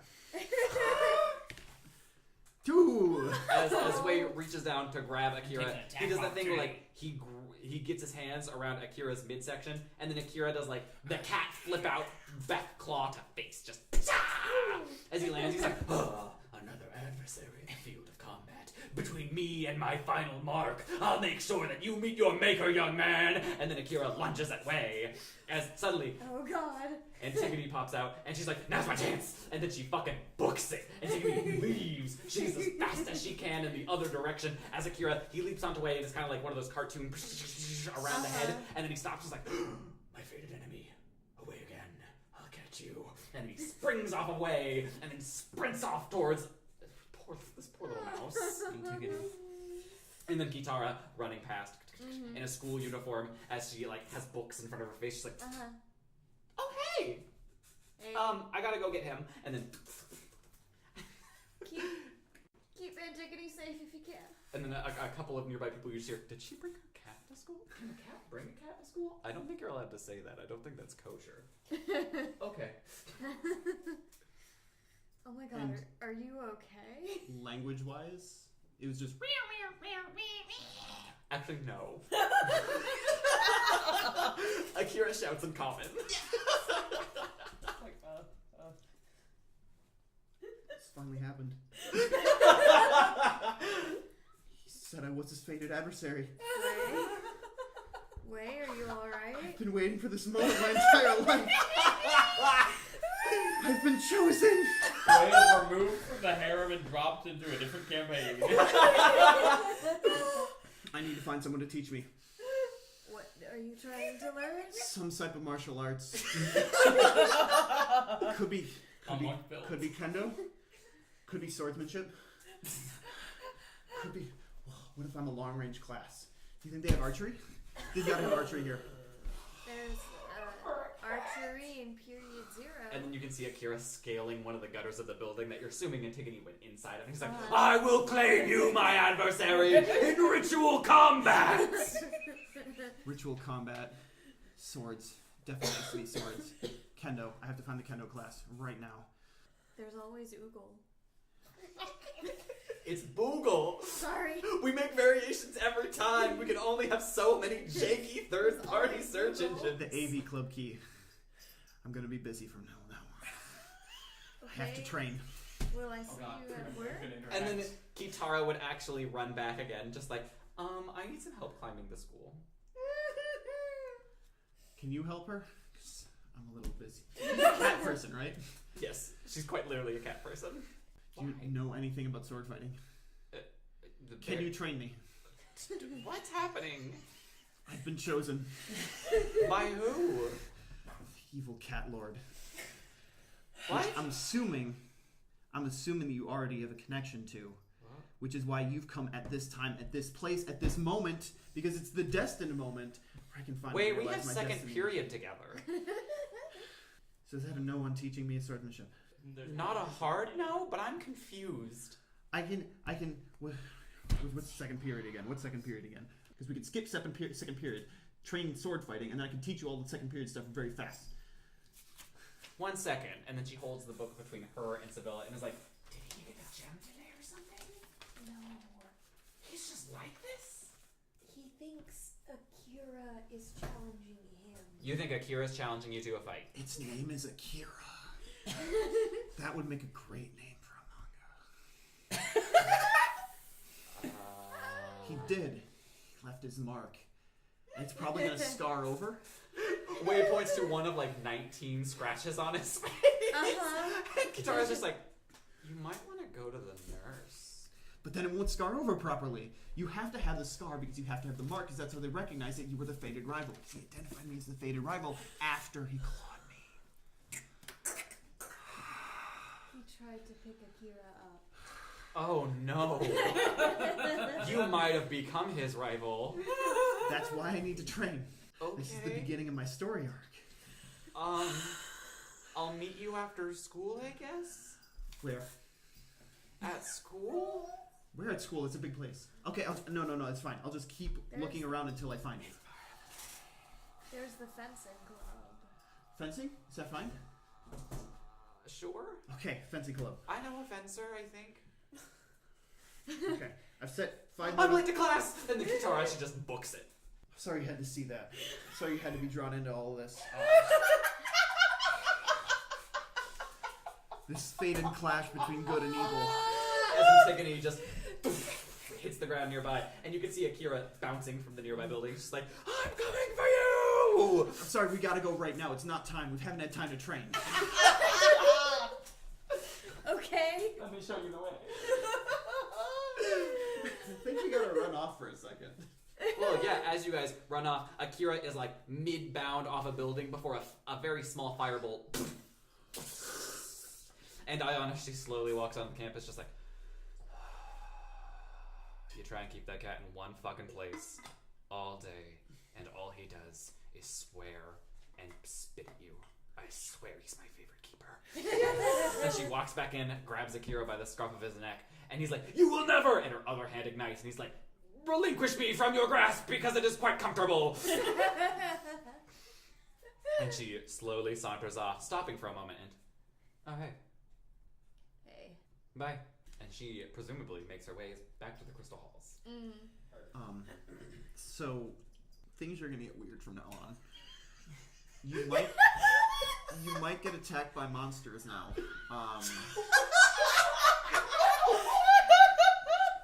If that ever happens, give me a call. Did I ever give you my phone number in case you needed? No, I don't think I have it. Okay, I'm gonna give you my phone number now. Okay. So it probably won't happen for a couple more episodes, but I need to learn a couple of things about sword fighting first, and then you'll probably get attacked by the first monster. So just call me when that happens, and I'll rush over as quickly as I can. Antigone just on your shoulder like, what the fuck is he talking about? Sibylla would just say, I don't think you want me to tell you when I'm attacked by monsters. But how will I come save you if you don't tell me? He makes a good point. You make a good point. And then you hear the teacher whistle for class beginning their starting attendance. Essentially, you're done changing, get in the fucking classroom. Yep. I'm sorry, we gotta go. We'll be in touch. Yeah. My people will call your people. As you go through the same class. There's a spring in his step that was never there before. It's more like he's trying footwork. Badly. Okay, so that's how fourth period goes. That's Just delightful. is to what it is. sum it up. He has the power of God and anime on his side.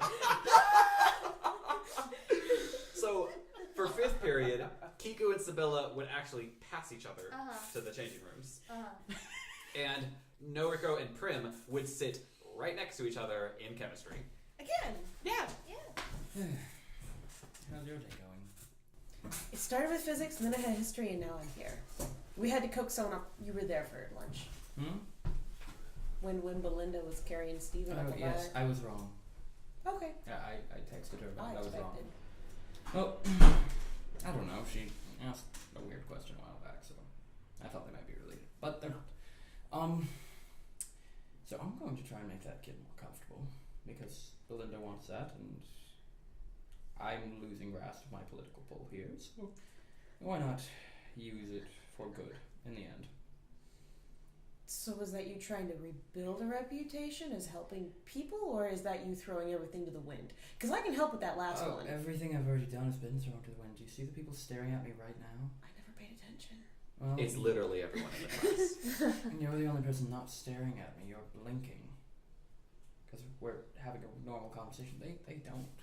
Even the teacher, a little bit from over his computer is Noriko just like starts just slowly pulls out a notebook and like actually you can see her starting to like count seconds to see if anyone's blinking. It's taking them some time. No, I mean, You're right, they're gonna end up with eye damage. Good for them. I show up after 14 days off, revealed as a Kitsune after having had a mental breakdown 2 days before school finished. Everyone thinks I'm a loon, and I don't really care what they think. I've stopped caring about the educational system. Fair. I don't see its immediate merit. I'll get somewhere on a fencing scholarship. If I even worry about that. My point being, I'm trying to be a better person. Do you remember that? It's like the disguise I wore, karma and all. Yes. The Buddhist robes. My point being, I don't know what will happen in the future, and I'd like to at least die knowing I was a good person. If I do die, I'm not saying I will. I'm just saying I Oh I no, have it's realized that statistically likely. We've died a couple of times. yes. What I'm saying is, This is not helping the staring. Well, that's No, probably this is not a quiet, hushed conversation. My point being, I'd like to be a better person, and I've been working towards that, and all of you have helped me work towards that, and I'm trying to implement it here, and feel like, oh no, she's absolutely crazy, because Prim would never be kind to people, and they're right, I never would have been, but then all you happened, and so, now I am trying to be kind to people, and I don't know where I'm going with this, just saying that my day has been absolute shit. I'm sorry that it Thank has you. been terrible. I mean, I imagine that it's going to remain that way, as she glares at the ring of people staring at her. After all, I think there's equations on the board and they haven't even noticed yet. I don't know if the teachers noticed yet. Honestly, I think they're left over from the last class. Right. The second one's been solved incorrectly and it bothers me. And I imagine it's going to be a couple rough days until people think that I'm actually nice, and I don't know if I'll be able to convince them in the remaining year. It's possible. People do tend to stare when you've gone off the deep end. Oh, absolutely. But no. I mean, like, I didn't stick around. I left. I changed cities before I could get used to it. I mean, no, I was stared at, and I almost want to say mocked by a group of girls who I probably didn't even know the names of before all of this, and I still don't. I ask their names, as they wondered when I would go off the deep end again. And so I'm doing my best not to. I'm doing my best to keep a low profile, which is strange for me. Whilst being comfortable in my own skin. I mean, it was all a facade. And then the bell rings. There we go. You guys made it to this class very efficiently. So did everyone It's else. chemistry. staring I at me. was here. That's true. That's fair. The bell to get out of the last class rang, and Noriko pretty much just phase shifted into chemistry, just like, I'm ready. Sibylla, Yes. you are in the same unit as these two, so you probably would have seen them going to class. And as you sit down in biology, there's these little 4-person tables, and slowly your table doesn't populate as the rest of the class does. Oh no. And you kind of feel it, just like the anticipation growing, and you're just like, who the fuck am I gonna sit with? Who the fuck am I gonna sit with? Who else is gonna sit at this table? And then a ficus? It's larger than that. It's like half the size of Aurora. It's like a good sized plant. Ah, it's Aurora. And many more plants than you think she's capable of carrying. Filling up the remaining. They all fit inside of Johan's pot. They haven't told me their names yet. It's impressive, It makes an impression. but Jesus, as they fill up the rest of the table. And Aurora would normally sit in the seat that you're in, but assigned seating has happened and you two are opposite each other. The teachers just accepted it at this point. A lot of the plants are actually carryover group projects from the last semester, to be fully honest. I have trouble letting go of living things. They would probably actually help more with the group project.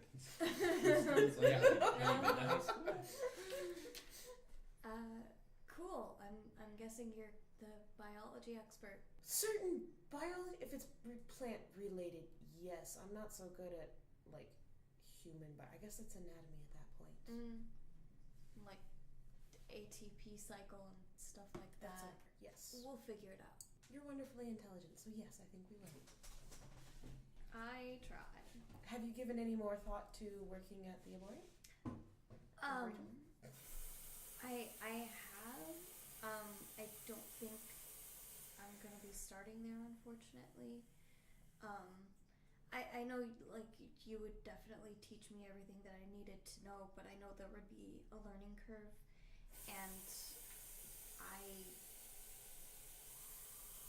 essentially have another job that is a holdover from where I used to live, and I would want to dedicate proper thought to working there, and I don't think I'd be able to right now.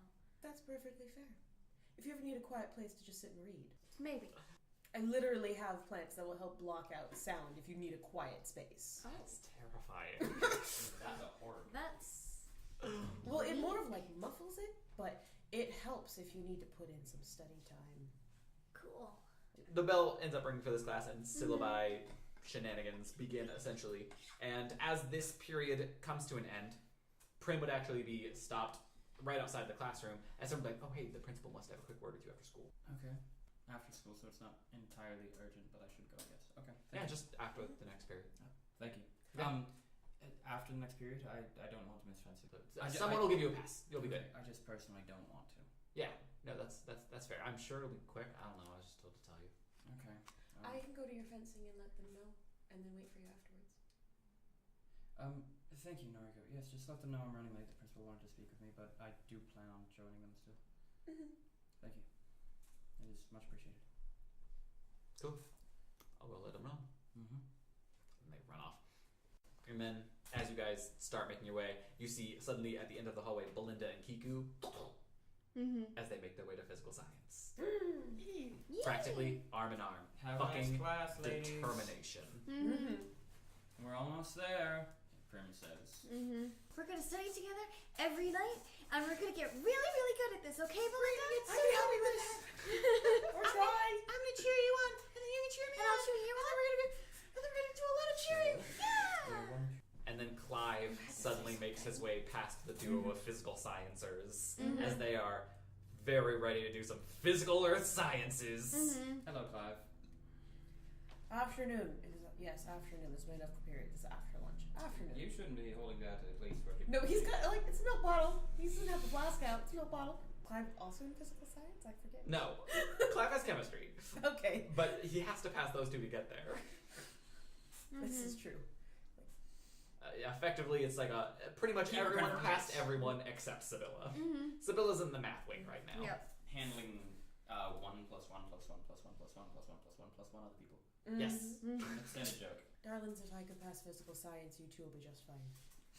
I hope you're right. I can't wait. What do you think is the physical part? Do we get to do push-ups? Unfortunately, no. Oh, I probably would have passed a lot sooner with a better grade if it had been push-up related. so it's not Really? a combination of gym and science? Rude, Prim. I'm joking. No. You've seen these. He I just know. gestured at. I know, Belinda, that's what I hoped I've too seen when it. I started. At least I've theoretically learned this before, so maybe it'll be easier this time. We can get Noah to help you study again. Yeah! No matter what, we're gonna do our best, aren't we? Yeah, we are! Yay! Go Sharks! Cheer and joy. Cheer and joy. Sparkle in the hallway. Exactly. Like actual literal sparkle. So, There's just a little, go Sharks, go Sharks, go Sharks! We're all for period. school spirit. Sixth period would actually go off pretty much without a hitch for everyone. This is very much so, sit down, learn your shit, get out of school. But then everyone has their mandatory enrichment period next. To the principal I go. Go Sharks, go And Sharks, go Noriko, Sharks! I know, doesn't have class, so she goes to the fencing and lets them know that Is way there. Prim's gonna be late. I want Prim and way interactions. So since Noriko would not be searching for a new student within the fencing team, the only thing noteworthy would just be, and I shall name this one Sacred Stone Strike!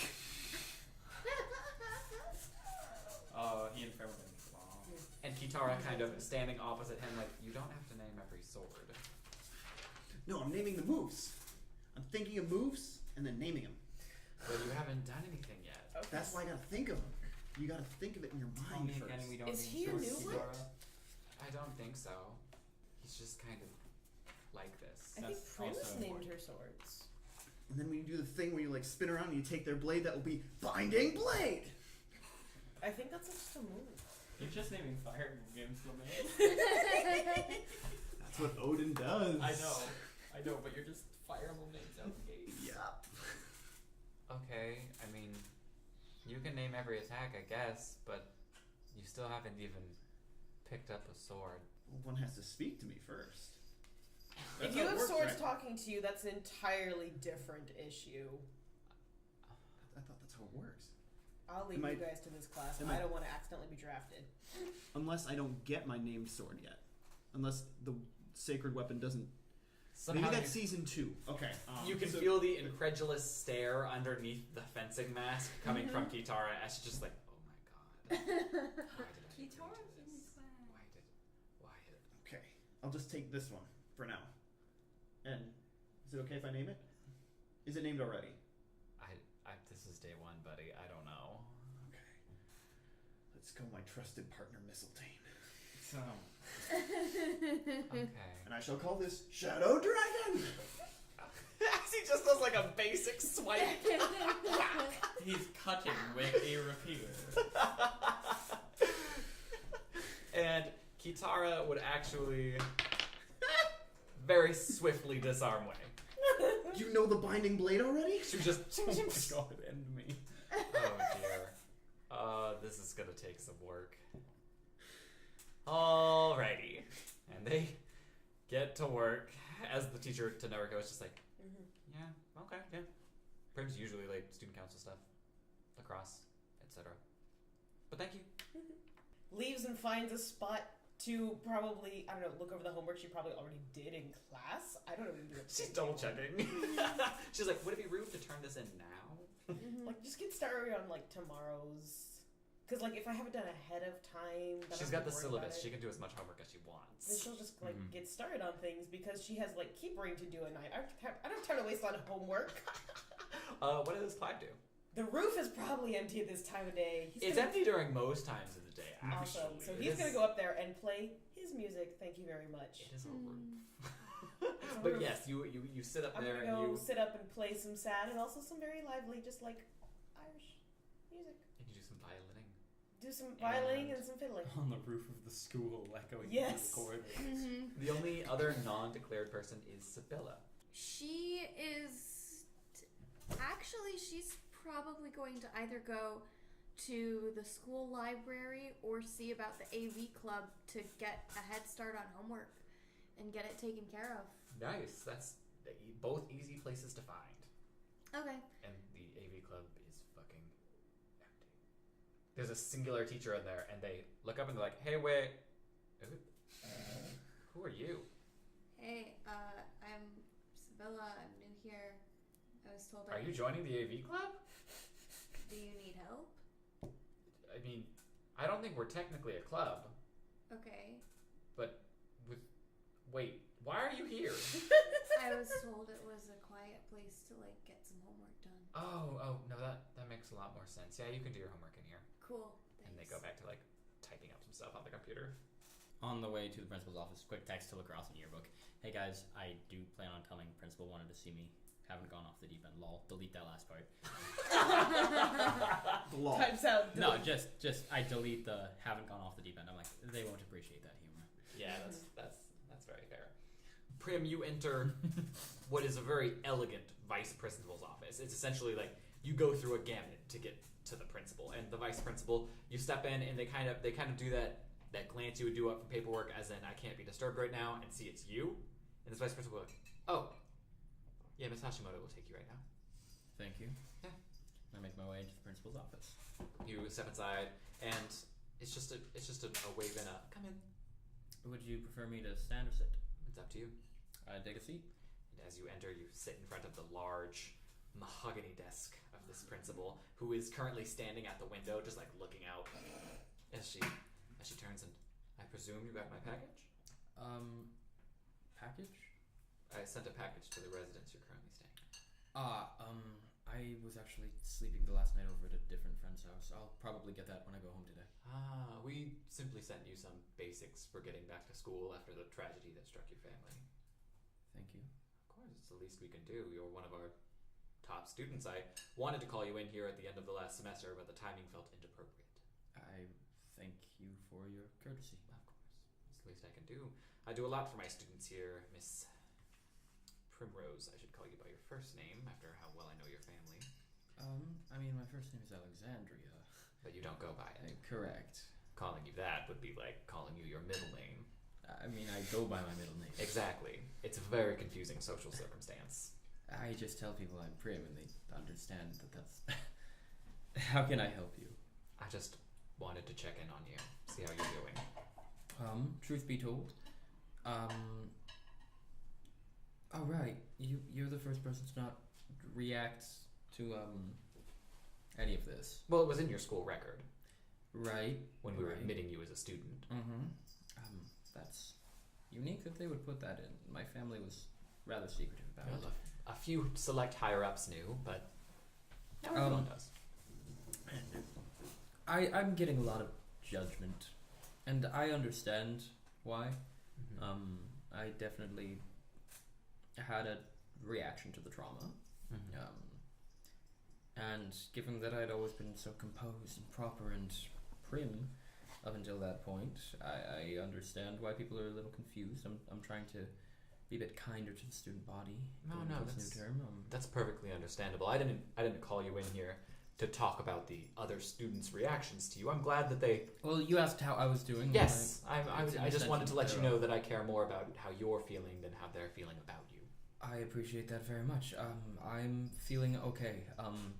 I'm trying to find the balance between academics, extracurriculars, and trying to be, again, better to the rest of the student body. I was, to put it bluntly, and I don't know if there's anything in the file about it, but I wouldn't be surprised if there was, a total bitch. It's not phrased exactly like that, but yes, there are a couple of words. Yes, no, I am, I'd love to see them when I graduate. I'm trying to remedy that. Mm-hmm. I have had time away and reevaluated what is important to me. So that is where I'm at. No, that's completely understandable. I just wanted to call... It's a good refocusing of the energy. Yes, I just wanted to call you in and let you know that we do this thing for you girls all the time. I figured if you needed any help, you could always swing by. You girls? Yes, all of you. Excuse me? You girls, you and your organization. You know. Of course I know. I'm the reason you're here. What? I'm the reason you're here. What isn't there to understand? I make sure the door's shut behind me. For a moment.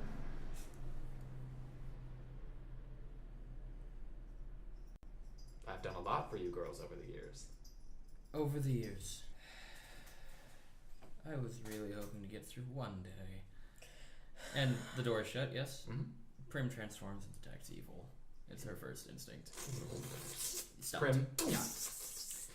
And, like, the stun is absolutely, like, she saw it and she's like, I knew it would happen, but I always have to double check.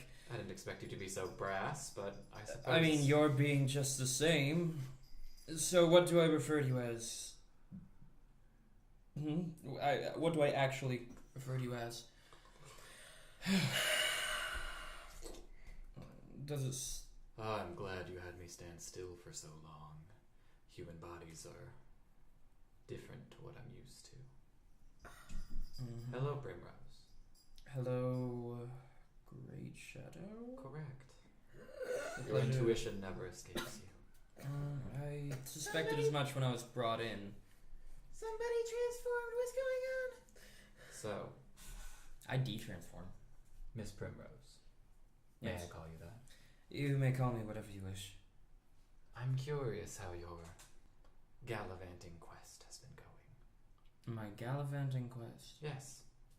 I'm not sure what you're being specific about. Your quest. My quest. Your pledge to Cassandra. It's never seemed to... It's been going rather well. If you insist. I do. Otherwise you wouldn't be talking to me. Not particularly. They have spoken to quite a many keepers in my ears. Yes, but your ears are many. You are speaking to me now. Mm-hmm. Which means that you either need the direct assessment because you're worried about me. No, I've gotten your direct assessments. The martyr has been very kind to me. The martyr? Yes. Have you not put it together? I have my assumptions, but I like to imagine the best. The Crowns have always been watching you. I'm aware. Not you specifically, but... The keepers as a whole, and we're... Well, actually, yes, you specifically. A select 4 of you have been quite trailblazing, and you brought so many under your wings. So I thought I'd check in personally, see if that was fervent righteousness or merely a blind direction. Then I will clarify, because if you have been getting reports and they haven't given you that answer, then your reports have been folly. The reports so far have just stated nothing more than a blind animosity. You can call it that. I was curious what your true motivations are. It would be dangerous for the martyr to bring you in here. But I feel like I could drag a real answer out of you. Drag, that's a choice word. Well, I knew that you wouldn't quietly sit down with me for a cup of tea and gaze into the final night. Is that what you want, is for me to look at the end? It would be easier that way. And you think that would convince me? No. It didn't convince Kiku, and I don't believe it's going to convince you either. Most likely not. But it is a glance that I'm not here to destroy everything. I'm here to make things easier. Think of all the suffering you've been through in these past few weeks. Everything that's been brought about because Cassandra took you into her arms. Yes, because Cassandra took us into her arms. Continue. I seek to put an end to that. This vicious cycle. One after the other after the next. So do I. A great many have tried to take your position. And they died. Many have failed. Yes, you were right. Every single one. Mm-hmm. But the ones who have joined me and gazed into the eternal night, the final night, every night, they've known a peace that you wouldn't be able to experience otherwise. And for someone who's quite as troubled as you, I thought I would personally extend the offer. I don't like you calling me troubled. Why not? You admitted it yourself, 5 minutes ago. I have problems, yes. But I'm working on solutions. I'm not troubled. Mm-hmm. Trouble is active. No, I know all my problems and all the solutions. I had a social outburst, and so I am attempting to remedy people's perception of me by being kinder. I had bouts of weakness and feeling as if I couldn't do anything to protect those I care about, and so I've been training, practicing. I have the great shade in front of me trying to convince me that what I'm doing is wrong and that I should join his side, fight for him, her, whatever you are. And my solution to that is the same as my solution to every other one of the shades. Prim, I never said any of those things. All that I merely ask of you is that you consider which side you're fighting for. A side of Humanity. Death, destruction, rampage, or the side of serenity. I never even asked you fight for me. Your serenity, as Kiku has told me, is the absence of everything. Kiku's not the sharpest branch on the tree. Her description was likely lackluster. Then tell me in your own words, what is your serenity? I could show you. Tell me first. Paint a picture. A world where the light doesn't expose you. Where it doesn't bleach you down to your very bones until there's nothing left but shame. There's no shame in who I am. I've become a better person because of it all. Because you're strong. You individually are powerful. Think of the great many that shame has driven to terrible ends. A great many that could have been saved if not for the vicious spotlight that the world puts on them. A spotlight that sometimes you swing. It's very easy to stay out of the spotlight if that's what you want. Stephen thought that. This is ridiculous. You're going to speak. Noriko thought that. Noriko never wanted to stay out of the spotlight. She was winning competitions at the age of 10. Because she was winning, not because she was getting recognition for it. She was getting recognition because Saizo of thought it too. You keep Saizo away from this. Saizo's more involved than you'll ever think he was. But I'll respect your wishes. And keep him out? He's already out. You dragged him out yourself. I'm curious then about what involvement he had. In This. this conversation right now, or... Stop being pedantic. You're the great shadow. Use your omniscience. You've spoken to Vash, correct? Yes. Then I'm sure you know Saizo's involvement. He's my brother. It can't be one and the same. He's a direct descendant of an Archkeeper. Direct descendant. Your grandfather. Yes, I know. Therefore, he's one of the remaining shards of a force that kept me out of this world. That when it finally dwindled and I came here to grant you salvation, fizzled out. And when I tried to reignite it in him, if you will, he was dragged away from that, relentlessly, time and time again. I respect your tenacity. So, you called me here to convince me then of the final night. No. I merely called you here to let you know there are other options. Options, plural. Plural. More than two, in fact. Please. You've only told me of one. You can continue gallivanting along, Cassandra, letting her burn through your eyes and your vision, blinding you to everything in front of you. You can turn to the final night, grasp in salvation, sit down, enjoy yourself, shameless. You can uninvolve yourself entirely and simply allow time and destiny to unravel. And those are a great many few choices between those. It's a spectrum.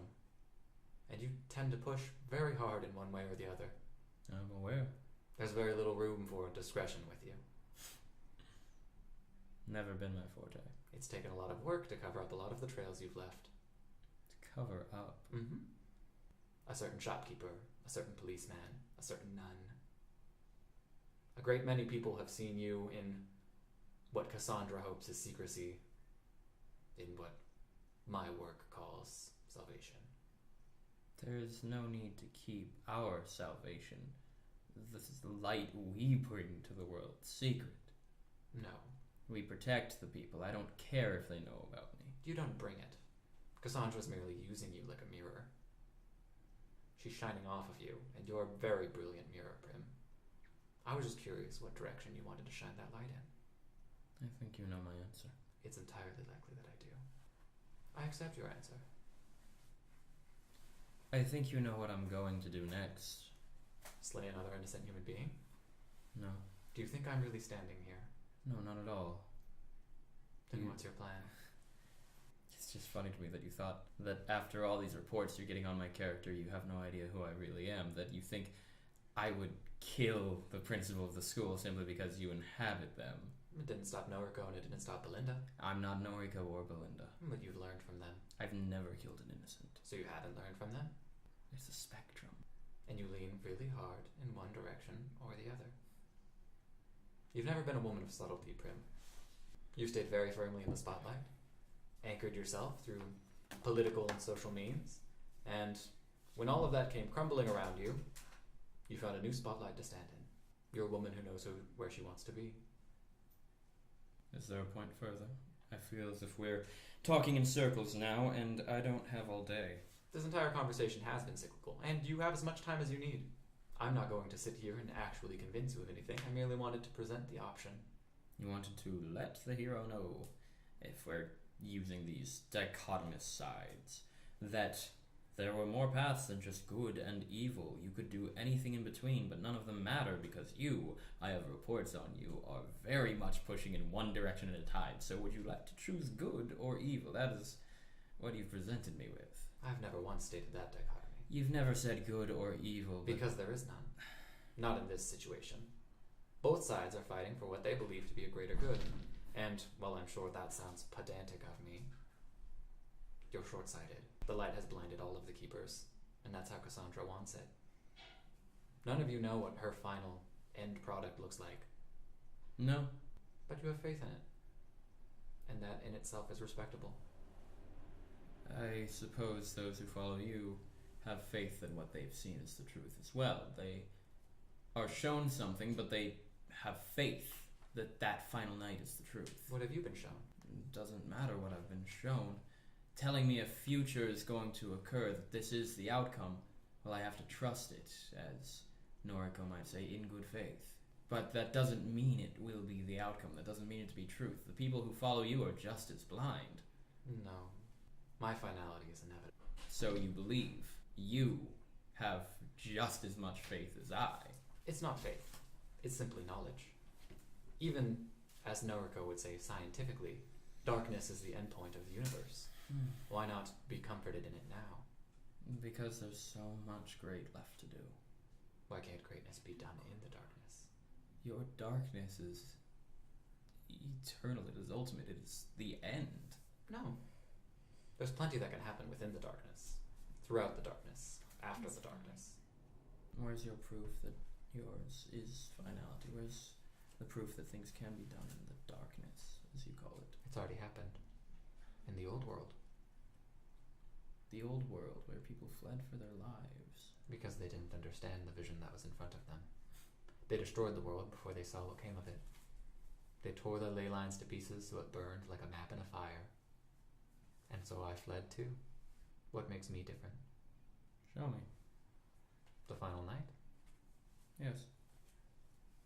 Wonderful. Or if you have anything from before, is this ability to grant these visions tied to the final night in particular?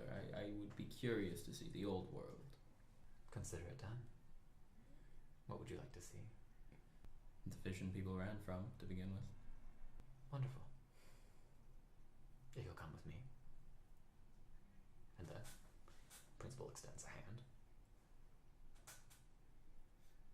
Prim transforms, grabs the hand. And then Divine illumination. I need to see in the dark. not for long. And then whisks Prim away as a phantom into the, I would say night, but it's the middle of the day.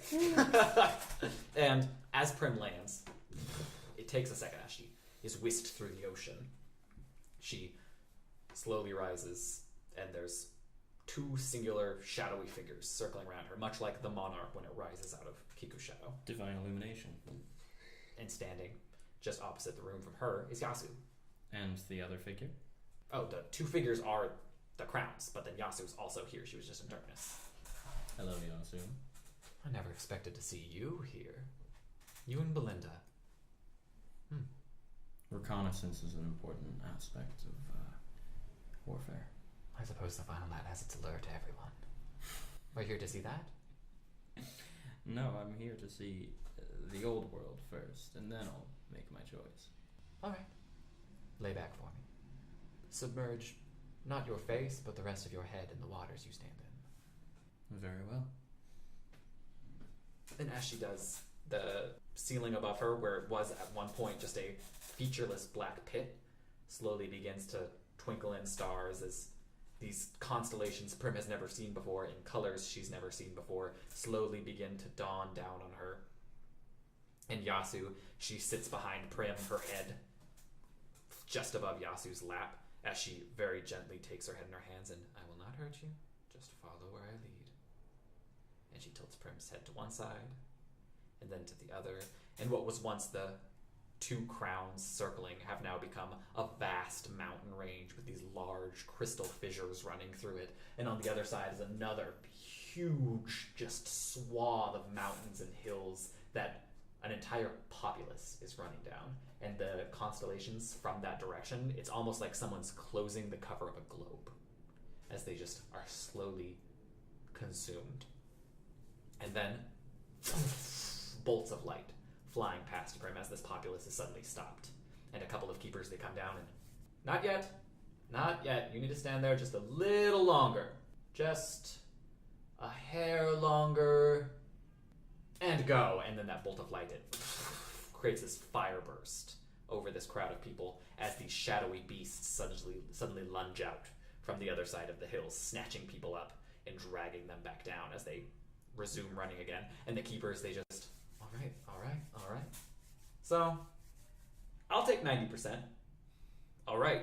And then they sprint off in the other direction, bouncing on these flying feet of light as they make their way up over this next mountain almost effortlessly and stand at the top, just watching this crowd of people run from the sea of darkness. And as it finally consumes where Prim is, it's these bony, widowy fingers that reach out of the darkness and grab these people that are running and slowly pull them back before they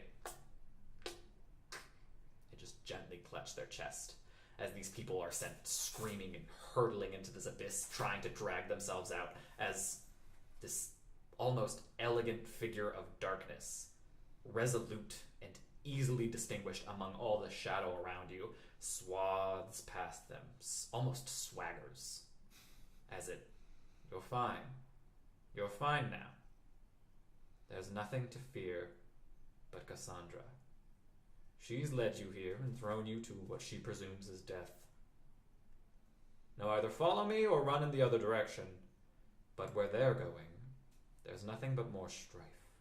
In this great shadow, it sweeps past where you are in the vision, and the vision changes as the great shadow surges towards what must be this 150 foot tall gateway that glows with the brightest white light you've ever seen. It hurts to look at, and you've looked into some very bright lights in your days, and people are swarming into it as the shadow, it digs its hands and fingers into the ground towards it, howling with agony as the shadows behind it slowly try and capture in, but keeper upon keeper keeps them away. And finally, this massive figure lunges out of the darkness. She is titanic, 20, maybe 30 feet tall, and upon her entire back is the crystal halls, in a glory you've never seen before. They are room upon room. It's like someone dropped liquid crystal into an anthill and suspended it upon this monster's back as it surges forward, and you see embedded in its chest, burning away its skin, is Cassandra's gems. No setting, no protective sphere, merely burrowed. And it drops the halls right as they are, and the shadow, it lurches at this thing. You can see those bloody rivulets coming down its face as tears, as quite suddenly the halls ignite. And several of those rooms that you can see are occupied burst. And in those lights, the shadow is restrained for another moment as you see Archkeeper Sizo, very top of the tower. You know him just by seeing him as he ushers the people in, and the gateway's light suddenly seems to become solid as it begins dropping from this pointed, massive archway into a spear that crushes the Great Shadow. And then the vision fades away. That was the old world. What strife does Cassandra bring? A great many. In what she calls eternal peace is merely famine and depressions. Those are the fault of the people. No. The people had an order before Cassandra came about. They swarmed and they rioted and they fought, and they did everything they needed to survive. And when Cassandra appeared, she placated them. She promised them 1,000 wishes apiece. She gave them everything their little hearts desired until the land rotted beneath them, until their riches turned to dust in their hands, and they were left as fleeing refugees from a world that was breaking apart beneath their feet. You are the one who broke it. No. Did you speak to Vash? Vash isn't one to speak in lies. Noriko spoke to Vash. What they did was they took up what made that world, the things that held it together, the very strings, and they pulled them together into an elaborate weave so they could bounce between universes, between dimensions, and land where they are now. And by doing that, they split every single one of those strings, though the outcome would be easier to show you if you're willing. Fine. And then that dome comes over again as the Great Shadow and Prim now stand atop this arch. Archkeeper Sizo standing between them, his gem blackened and burned into his chest. Look out on the horizon. Stare long and hard for me. Tell me, do you see it? And it points to where the edges of the world look as if you're looking out on a map that just landed slightly too close to a white fire, as the world burns itself, rushing, speeding as fast as it can towards where this gateway is. They destroyed everything they could in an effort to destroy me and leave behind what I promised. They burned it to ashes, tore it to pieces, all because I promised them a different salvation. And they agreed it was the right thing to do. Because Cassandra blinded all of them with false promises and piety. I'm not trying to change your mind in a day. I merely wanted to know exactly who you're fighting for. You know how badly I want this to end. You say that as if I don't. No, I say that as if you do. And as if you also know that I have nothing to go on. I have two ideologies battling overhead. I am a pawn in this game, always have been, always will. Back and forth, neither side with anything tangible. Neither side with any proof. But what I do know is that without either of you, everything would have been fine. Without either of us, you probably wouldn't have been born. Your people would have been slaughtered in mass war. The old world was not a kind place, and now it is no longer.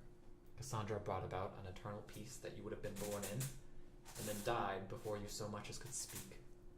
And I know that you are merely hearing more hearsay from another being you don't understand, from a world you'll never know. But to continue with your analogy, as a pawn, would you like to reach the other side of the board and become a queen? I don't want power. I don't want status. I don't want strength. I don't want faith. I don't want clout. I want an end. That's all I'm promising. That's all she's promising. That's all either of you promise. That's all either of you promise. I can offer you a checkmate within the day. An end to this. And what would that be? Don't complete the setting. Take me to Cassandra. And you will see which Titan fights harder for what it believes in. She brought me into this world. She can very well try and take me out of it. I realize this is a lot to put on your shoulders. It's the same weight that's been on the shoulders of Sweet Cat. And I would never want to double that. I'm truly sympathetic. To be brought into a cause you could never understand. To fight an evil you could never understand. All at the word of someone you could never understand. There's no way not to feel like a puppet. And you're still pulling my strings just as she does. It's all you know at this point. So I pull them in a final attempt to cut you free. So you admit to pulling them, and you admit that instead of just cutting me free, you wish to use me as a tool all the same. Very well. I'll consider what you've said. That's the least I can ask. It's the least I can do. Thank you for your time, Prim. Don't hurt the principal. I wouldn't dream of it. Are there any questions you have of me? Many. Feel free to ask them.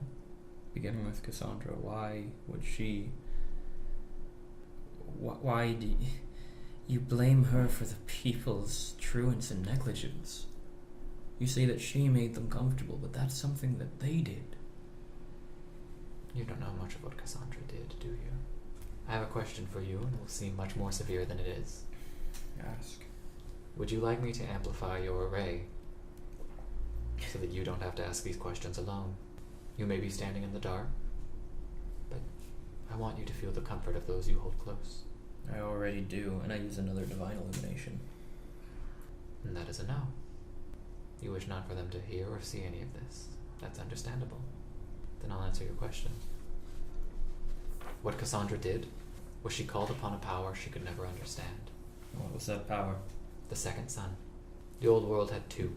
One made of heaven, one of what fell. She spoke to the one that fell. It promised her power.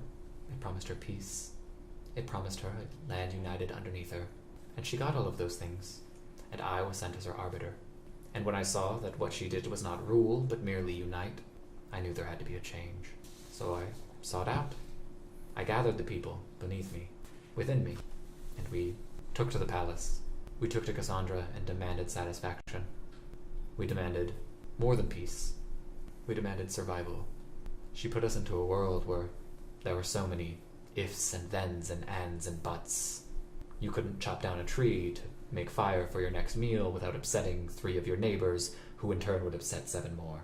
It was a world of stalemate, a game of chess with only one king. And so I became the second. And slowly I amassed the size of my board until Cassandra simply hoisted herself up, lifting herself on divine illumination, and shattered the very sun I came from. And in those pieces, she found pieces of my power. And each of you have one of those pieces inside of you. Which sun did you come from? The second. Why did the second sun fall? Because it collided with the first. You called the first one heaven as if the second was in juxtaposition. It's a simpler analogy. You say then the gems are a part of you. Not so much anymore. They're more Cassandra than me at this point. But they were born of me. One of your friends. She's spoken to that old me. The fragments of her that remain. And? That's it. They merely spoke. She serves in shadow already. Guess she uses it to fight me. Sibylla. Yes. She spoke to what I once was. An arbiter. An avatar. An Adaraska. What was the second sun like before Cassandra shattered it? The place you're from. What was that world? It was beautiful. It was dark. It enveloped you. It shielded you. The way you describe it sounds exactly like what Cassandra does. Or at least attempts to do. You speak as if yours is any different, but the both of you promise salvation and comfort, and if that is the things she promised, and that led to folly of man. Which Cassandra promised those things? The first. The one you say failed everyone. Each Cassandra failed in her own right. Each Cassandra. It's why each of them were given their own gory titles. Here's an interesting question for you. Is there another Cassandra? Currently? Yes. No. Her soul gem is weak, sputtering. It doesn't have the first sun to draw power from, and it doesn't have the second either. It's using the last of its reserves to try and finish me so that it can sputter out in quiet agony. And it's running out of time. Cassandra's running out of time. And why have I seen shades kill people? If you're benevolent, why have I seen death at your hands? Was that before or after I woke up? So without you, they are malicious. They were fighting servants of the light. They did what they could to survive. Innocents are not servants of the light. Innocents aren't innocent. Think of what they keep in their pockets. How many tools they have that can pierce the darkness. My children were scared. When you're scared, you don't go hunting. But you lash out. Think of them. Awakening in a world of light. Light at all times. You keep it light no matter the hour. Your residents have lights in their pockets. They have lights on their faces. They carry lights at all times. My children knew no difference between a civilian and a keeper. So they lashed out and tucked themselves into the darkest corners they could find. The very corners that you picked and pried your ways into. Because they didn't stop. If what they sought was shelter, they found these dark places, and they continued to lash out. Because the light kept coming. To hunt. Under Cassandra, when people made mistakes, they did it of their own volition. They did it of their own understanding. They weren't driven by fear. Were they? The very first day you took that gem in your hands, you were guided by fear. There's a difference. What you describe your How are my servants- people different than yours? It sounds primal. It sounds as if they knew only flee or fight. That's all they've been taught. Well, then teach them something else. In a world that wants them dead, those are the first two things they must In learn. the world they were in before that, you That had world doesn't subjects. exist any longer. I tried what I could in that world. I approached Cassandra on peaceful terms, and she took to my home and destroyed it, and then destroyed her own in retaliation. The very light that bore your powers destroyed mine, and then itself. All lights must go out, Prim. And Cassandra is burning this candle from both ends. Just as you empathize with me, I feel your pain too. I don't ask you to know my pain. I merely ask you to end it. I know this is a very hard conversation to have. It's the only honest one I've had. I'm sure you've had a great many. This is merely the hardest. To be told everything you know is a lie. To get an explanation for it all, at least. No explanation can forgive the things that have been done to you and the things you've been through. I'm sorry, Prim. I'm sorry for you and all of your friends. You understand that as long as the both of you pursue each other like this, there won't be an end. I'm well aware. That now you are just as equally responsible for her as the suffering. I am well aware. And so the choice is in our hands then as keepers. Which side we wish to end. Because if we don't do it ultimately, then it continues. If you don't, then someone will. There are no sons keeping Cassandra nor I here. I will admit that freely to you. I don't possess the power I always did. I have a select few servants, while Cassandra throws the light in every direction she can. You have slain 3 of mine, and this war has ebbed in that direction ever since we came to this realm. I hold no resentment to you, but my power is waning. And if I don't end this night, there might not be another one. Nothing is stopping Cassandra from shattering your second son. Our second son. Yes. Hers will burn this world to ashes. I just need to make the statement that I'm glad that Prim had this conversation. I know exactly how it would go with Belinda. But in the dark, how can you see? Chair. Meanwhile, Kiki would be like, I don't understand. You're gonna have to go back. Yeah.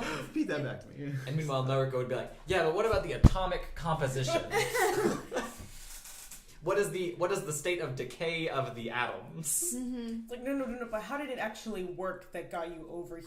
Did the shredding of the last place affect this one? Because we didn't have magic before. You screwed this up. You brought that. That was you. We were talking about 2 sons. Did one have The like first one cold is the word fusion? Like, was it spoken. a dwarf star? Was it like a supernova? Like red giant, equal sized? Is that really what you wish? That's the only way I can find the balance between it all. Then so be it. And one more time. Not the hand. You know what I request. I'm sorry. What do we tell the shades? What do we tell the shades? Galen, trust me on this one. And I'd like to sever Gilgamesh in the same way that Ulrich did. And send him to the halls. Not with any particular message, but so that he doesn't end here. And in the same way that Alarix did, this gem is made of a great many what you've learned are called cleavage lines.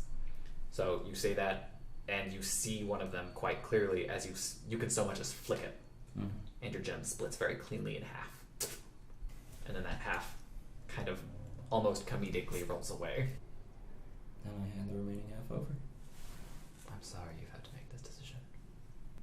And after a brief moment, simply holding it, the Great Shadow hands it back. And I take it. I'd like to form Durandal very quickly. Same sword you've always known. I'll consider it. Thank you. I'd like to go home now. Consider it done. Would you like me to take you? How do I get back on my own? It's a long swim. Then, fine. Take me home. But before that happens, actually, I have to ask, which one of you, and I glare, like Prim has been calm and cool this entire time, fucked with my brother? That was Tanaya. Quite specifically. I'm glad she's dead. I'm not entirely torn up about it myself. You, and I look at Yasu. Hmm? What's your relationship to Tanaya? You appeared around the same time as far as our perception goes. Ah, yes, we were working together. Is that it? She was the distraction. And what were you doing? Alright, you stole. Right. What did I steal? The,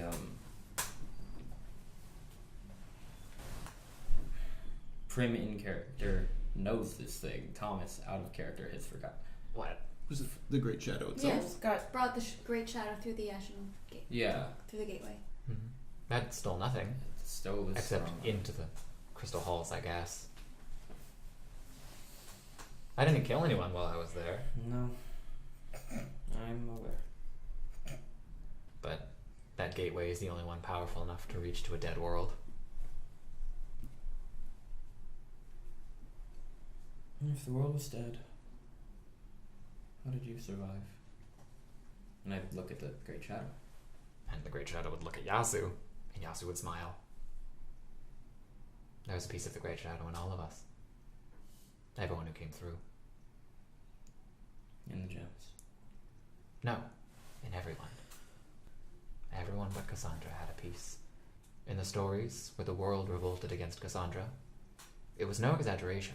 Every single person was on her doorstep, and so she shattered the sun. And so I used those pieces. I'd like to go home And the Great Shadow extends its other hand. And you're whisked away in that same manner, traveling through leagues and leagues of water, as quite suddenly you're dropped into the principal's office. now. I'd dekeep her almost immediately. And meanwhile, the principal is sitting there, these blackish tears running down their faces. I'm They're gonna in a seat stupor. her. I'm gonna seat her, grab any napkins that I can, clean them off, and just wait with her. Actually keep her behind her, lay on hands. And then back before she can turn around to look at me. Yeah, and I'm gonna gently let her Suddenly sleep. sets her Give head her a little down. pillow of bookcases, of books. Bookcases. I'm gonna build a bed. And Prim's gonna go to yearbook, and then she's gonna go to lacrosse, and she's gonna go to fencing. You just got. That absolutely, though, just like that is what this campaign is. Yep. Meanwhile, in cheer practice. Meanwhile, yeah. Meanwhile, Wei is still on his quest to become the chosen one. And I'm so happy. If we're not actually doing cheer practice. Nothing exciting is what I have planned for cheer practice. Mm-hmm. I just kind of surprised. I don't remember there being like vacation rehearsals that we missed, Yeah. so I feel kind of bad about that. I think it was intentionally something that Kiku had forgotten and was not told as a character player Gotcha. thing. Yeah. Mm-hmm. End of school was an easy hand wave if you did it like that. Just said, that was a lot to take in. For us too. Yeah. I wasn't expecting such a peaceful conversation about it. I told you, Prim's trying to change. Damn. She doesn't do anything half-assed. Ever. She's very polarizing. She's pegged on that on the nose. Just like, you do things real good. And she's like, yeah, but I do one thing real good at a time. Right now that's reform. So fencing. So fencing. Hermokian. Who are you?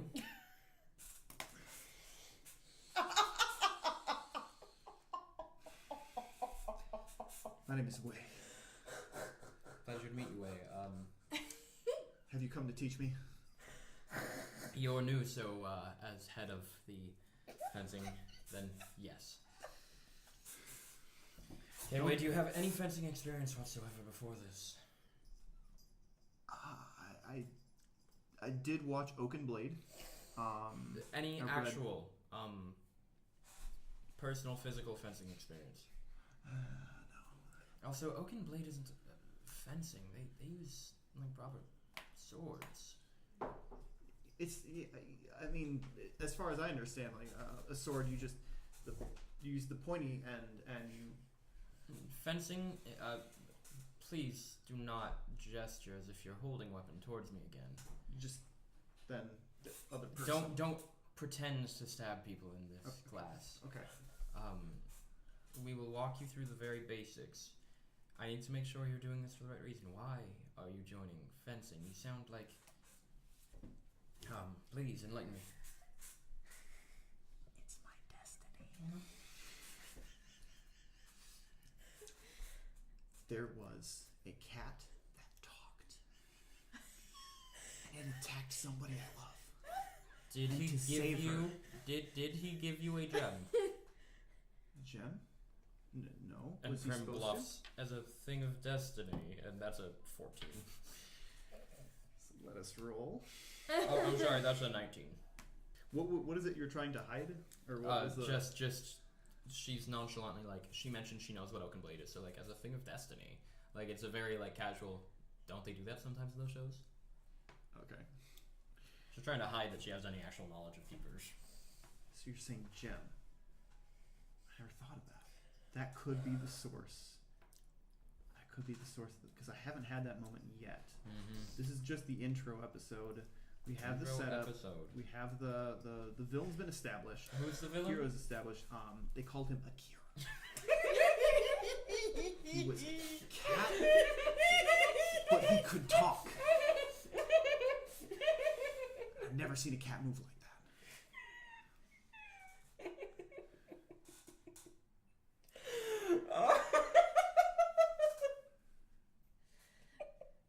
I'm used to this by now. So far, everyone has done this. But it's the truth. Oh no, that cat's a stray. It wanders around the area sometimes. It assaulted Kiku on her first day of school. Dare it. It's a menace, is what you're saying. I'm saying it's a stray cat. You have a fantastic imagination. What was your name again? Way, right. Okay, you're saying basics, alright? Very basics. Should I put the sword Yes. back down? Yes. Okay. You should not have been allowed to pick up a sword, Kitara. Sorry, Miss Zane. I'll come back for you. Oh, you've named it. I didn't. Did it already have a name? Did somebody else name it? Am I intruding? I didn't know they weren't marked. So No, I'm just commenting that you've named it. yeah, I just put a little post-it note there with the name on it, so I know which one's that. Which one's this one. Got it. We'll set that one aside because we have one for every member in the reserve, and people like different grips. So. Okay. All right. Very basics. You've never wielded a blade. You're in middling physical condition. Fencing is an agile sport. Okay. I mean, no disrespect when I say that, but you're going to, at the very least, first have to get more limber. Okay. I can write you an exercise plan. Okay. You're going to want to follow this. Mm-hmm. I don't have the time to be a dietitian, but protein. Okay. This is going to be good for you. Okay. And we will work body isolation in the time that I have you, so that you can begin to learn how each individual muscle feels, so that when you are moving them in unison, perhaps I can make an amateur fencer out of you by the time I graduate. Hi. Yes, ma'am. Did you just say hi? Yes. Hi. That's what they said in the they were saying, because it's a different language for yes, and that's the language of the dojo that they're training in. Ah. Well, the language we speak here is human. Okay. So, also, I'm so sorry. It looks like our time is up. Is this where I have to like sweep down the entire gym now? No. Okay. I mean, someone usually stays behind and does a dummy check, but I don't trust you with that yet, so... She looks at the rack and counts the weapons. Oh, okay, we're good. I will see you tomorrow. And I'll have a basic exercise routine, something that you should be able to do. Should I find a different gym to sweep out then? Because I know that's a bit of that was a thing in that they had to do that. Like they had to have the people starting out. Look, do you They want had to to- sweep the gym? I mean, isn't that like builds they don't know they're like building up strength, but then they're really building up strength. So like they. No, the exercise will build up strength. Oh, okay. It's designed to target hip flexibility, legs, your reach, your ability to lunge, and Prim goes into like the deepest lunge she can manage. Just like she's 3 times waist size in length. And comes back up. Kitara, Yes. briefly, and Prim goes to the sword rack, and Durandal appears in her hand. Where did that one go? Briefly what? Let's run him through the basics of practice match, point scoring. So I'll show you how to get your ass kicked. Okay. That's where everything starts. Yeah. And Prim's gonna keep it very simple. She's not trying to kick ass. She's literally like going through the very basics. This is 1 point. This is an elimination. This is a foul. Normally, yeah, like she explains a little bit, but she's like, and I really am in overtime. This should have wrapped 10 minutes ago. She does have things to do. I mean, we're also done. We don't have the space anymore. We're technically trespassing. Also that. I was okay. So leave then. It's not saying I gotta go. We all have to leave. Okay. I'm not. I'm going to make sure you leave way, and I mean no disrespect when I say that, but I'm going to make sure you leave and that I lock the door. Okay. I can't. I know. I just. Oh, yeah. Wait, follow me. Okay. Yes, ma'am. I'm just. Oh. And Prim lets everyone leave, locks the door with her in it, and just this abhorrent rage comes out. It's the least practiced she's ever been. It's not fencing. It's wielding a blade. Yeah, that's pretty accurate. And yeah, maybe 15 minutes later she comes out coated in sweat. Prim, are you okay? Holy shit, Monica. Yes, I'm fine. I just... What did the principal have to say? What? Oh, she was just worried about my health. She sent me a package and I missed it. I've actually got to get to Belinda's. I think the package is there with basic school supplies. She was worried because of how I left the school last time with the big and ripping down Lucy's posters and everything. I'm gonna fail this, but I'm gonna try some kind of sense motive. I'm not bluffing. There's not a lie that I'm telling. You said that she can detect intention with this. Okay. Then I'll bluff to hide it. Because You said that you 26. just considered about your health.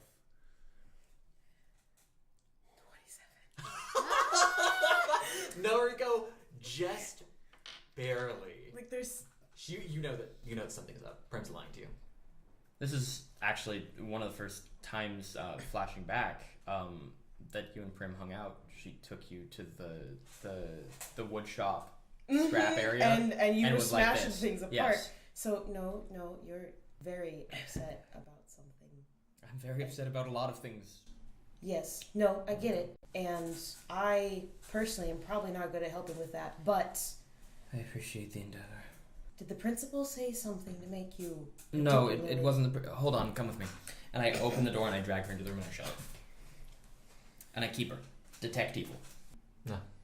Flash it back off.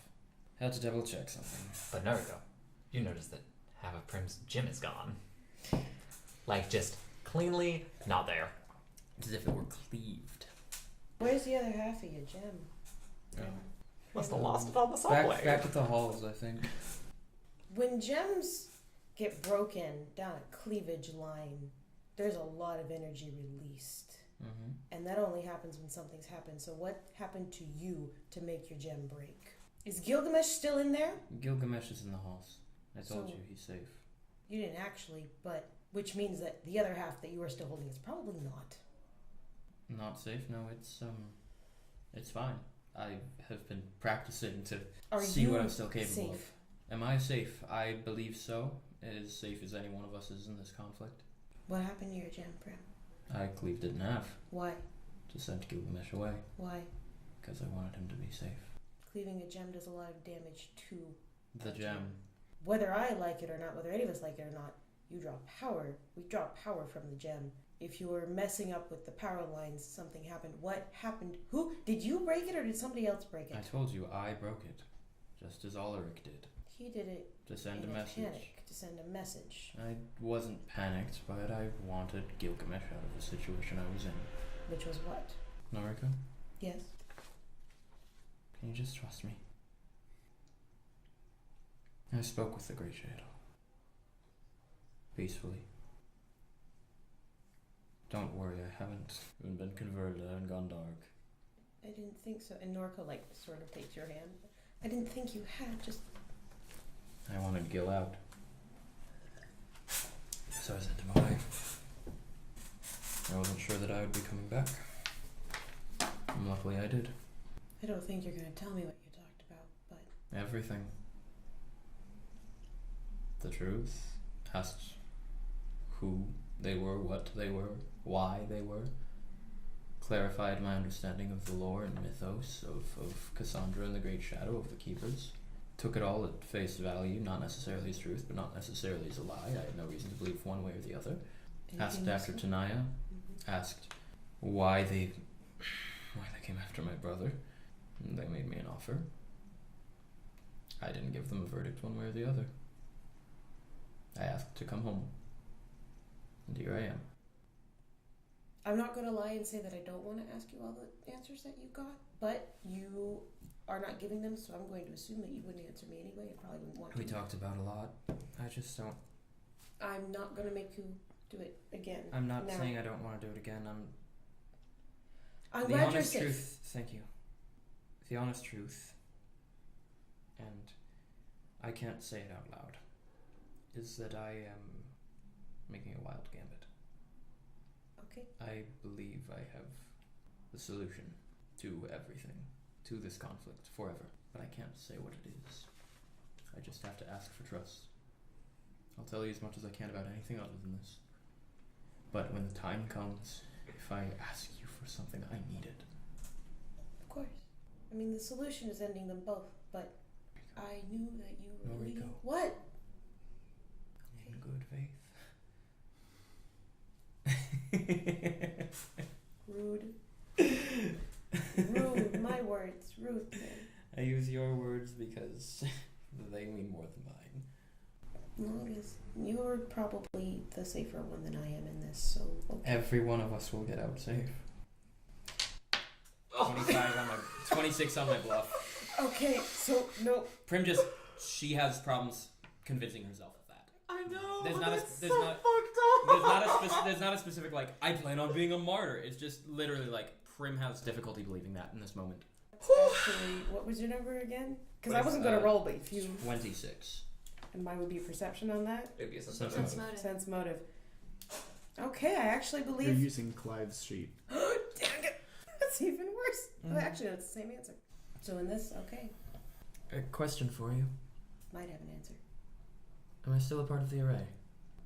The DM hasn't told me otherwise, but Noriko does the check-in as far as she's able to. Go on. Define your check-in. For Noriko, it's picturing the jade circle that Brecht can't pronounce. The bright eyes. Fucking bright eyes. I don't know. That Brecht G. The unicorn lady. The gem thing sitting over her physical heart. And then it's an actual, she's trying to visualize a web of connection between everyone. Mhm. And sense, like, the hug feel that comes from it. You said I presume someone gives you a hug back. But so the array, yeah, it's still there. I didn't feel it snap or anything. And I felt her tug on the array? Okay. Okay.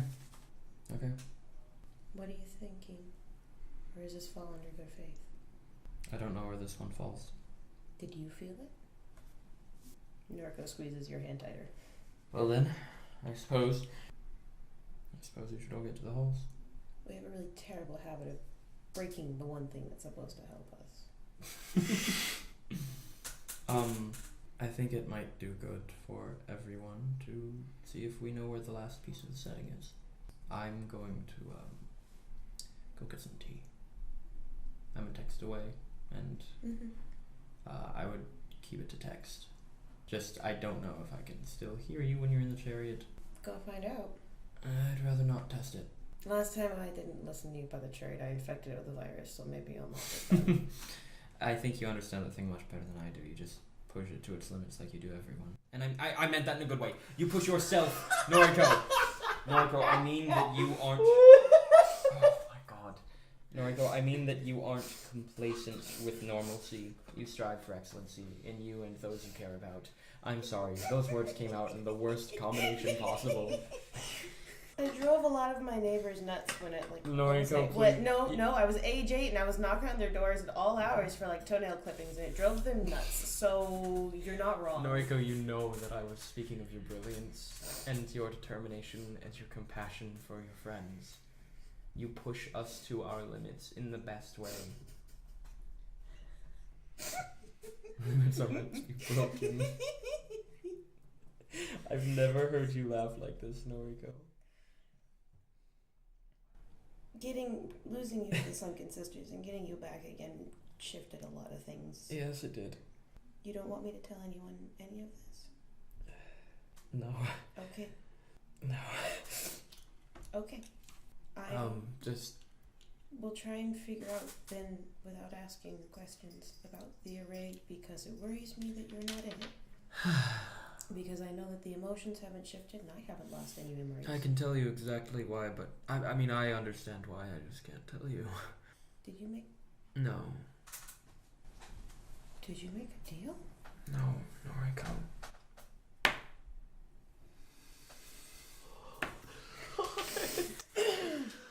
That's 27. All of this is happening while my cat is crawling into the cabinet. You're not allowed to get upset at me next time I break something doing scientific things. You are not. You have lost all right to be upset at me for running anything through any of my machines. How have I lost that right? You made... What did you give him? It, her. I didn't give her anything. What did they take? Nothing. What did you get? As far as I can tell, nothing. So you just have a broken gem and nothing and pocket full of information and don't know what'll happen next with it. Because something tugged when I pulled on the array and you didn't feel anything. Well, then don't reach to me again. Noriko takes your hand. Physically, you know what I meant. My metaphors only work so far. Just, no matter what, Noriko, when we get through this, just don't forget to laugh. Keep laughing. All of the compassion, kindness, the intellect coming out of your mouth, it doesn't compare to the joy. So keep laughing, okay? I'm going to go get some tea now, and I'm going to trust you to organize the rest of the keepers and inform me of where the last piece of the setting is, and we'll all go together. But I'm not going to step another foot in the hall so long as I live. Is it because you choose not to or because you can't? Because I choose not to. No, that's sensible. I think a lot of things. And I kept making announcements that I didn't follow through on, so I shouldn't say any more on that. But I understand not wanting to go back in. So I will do what I can with the chariot. Probably break it a few more times, and that's fine. I don't think we have time for a few more times, Noriko. It's gonna have to. Became a person last time. I can talk to it now. Noriko, we don't have time. It's what I was yelling at Sibylla about. It's what I've been harping on.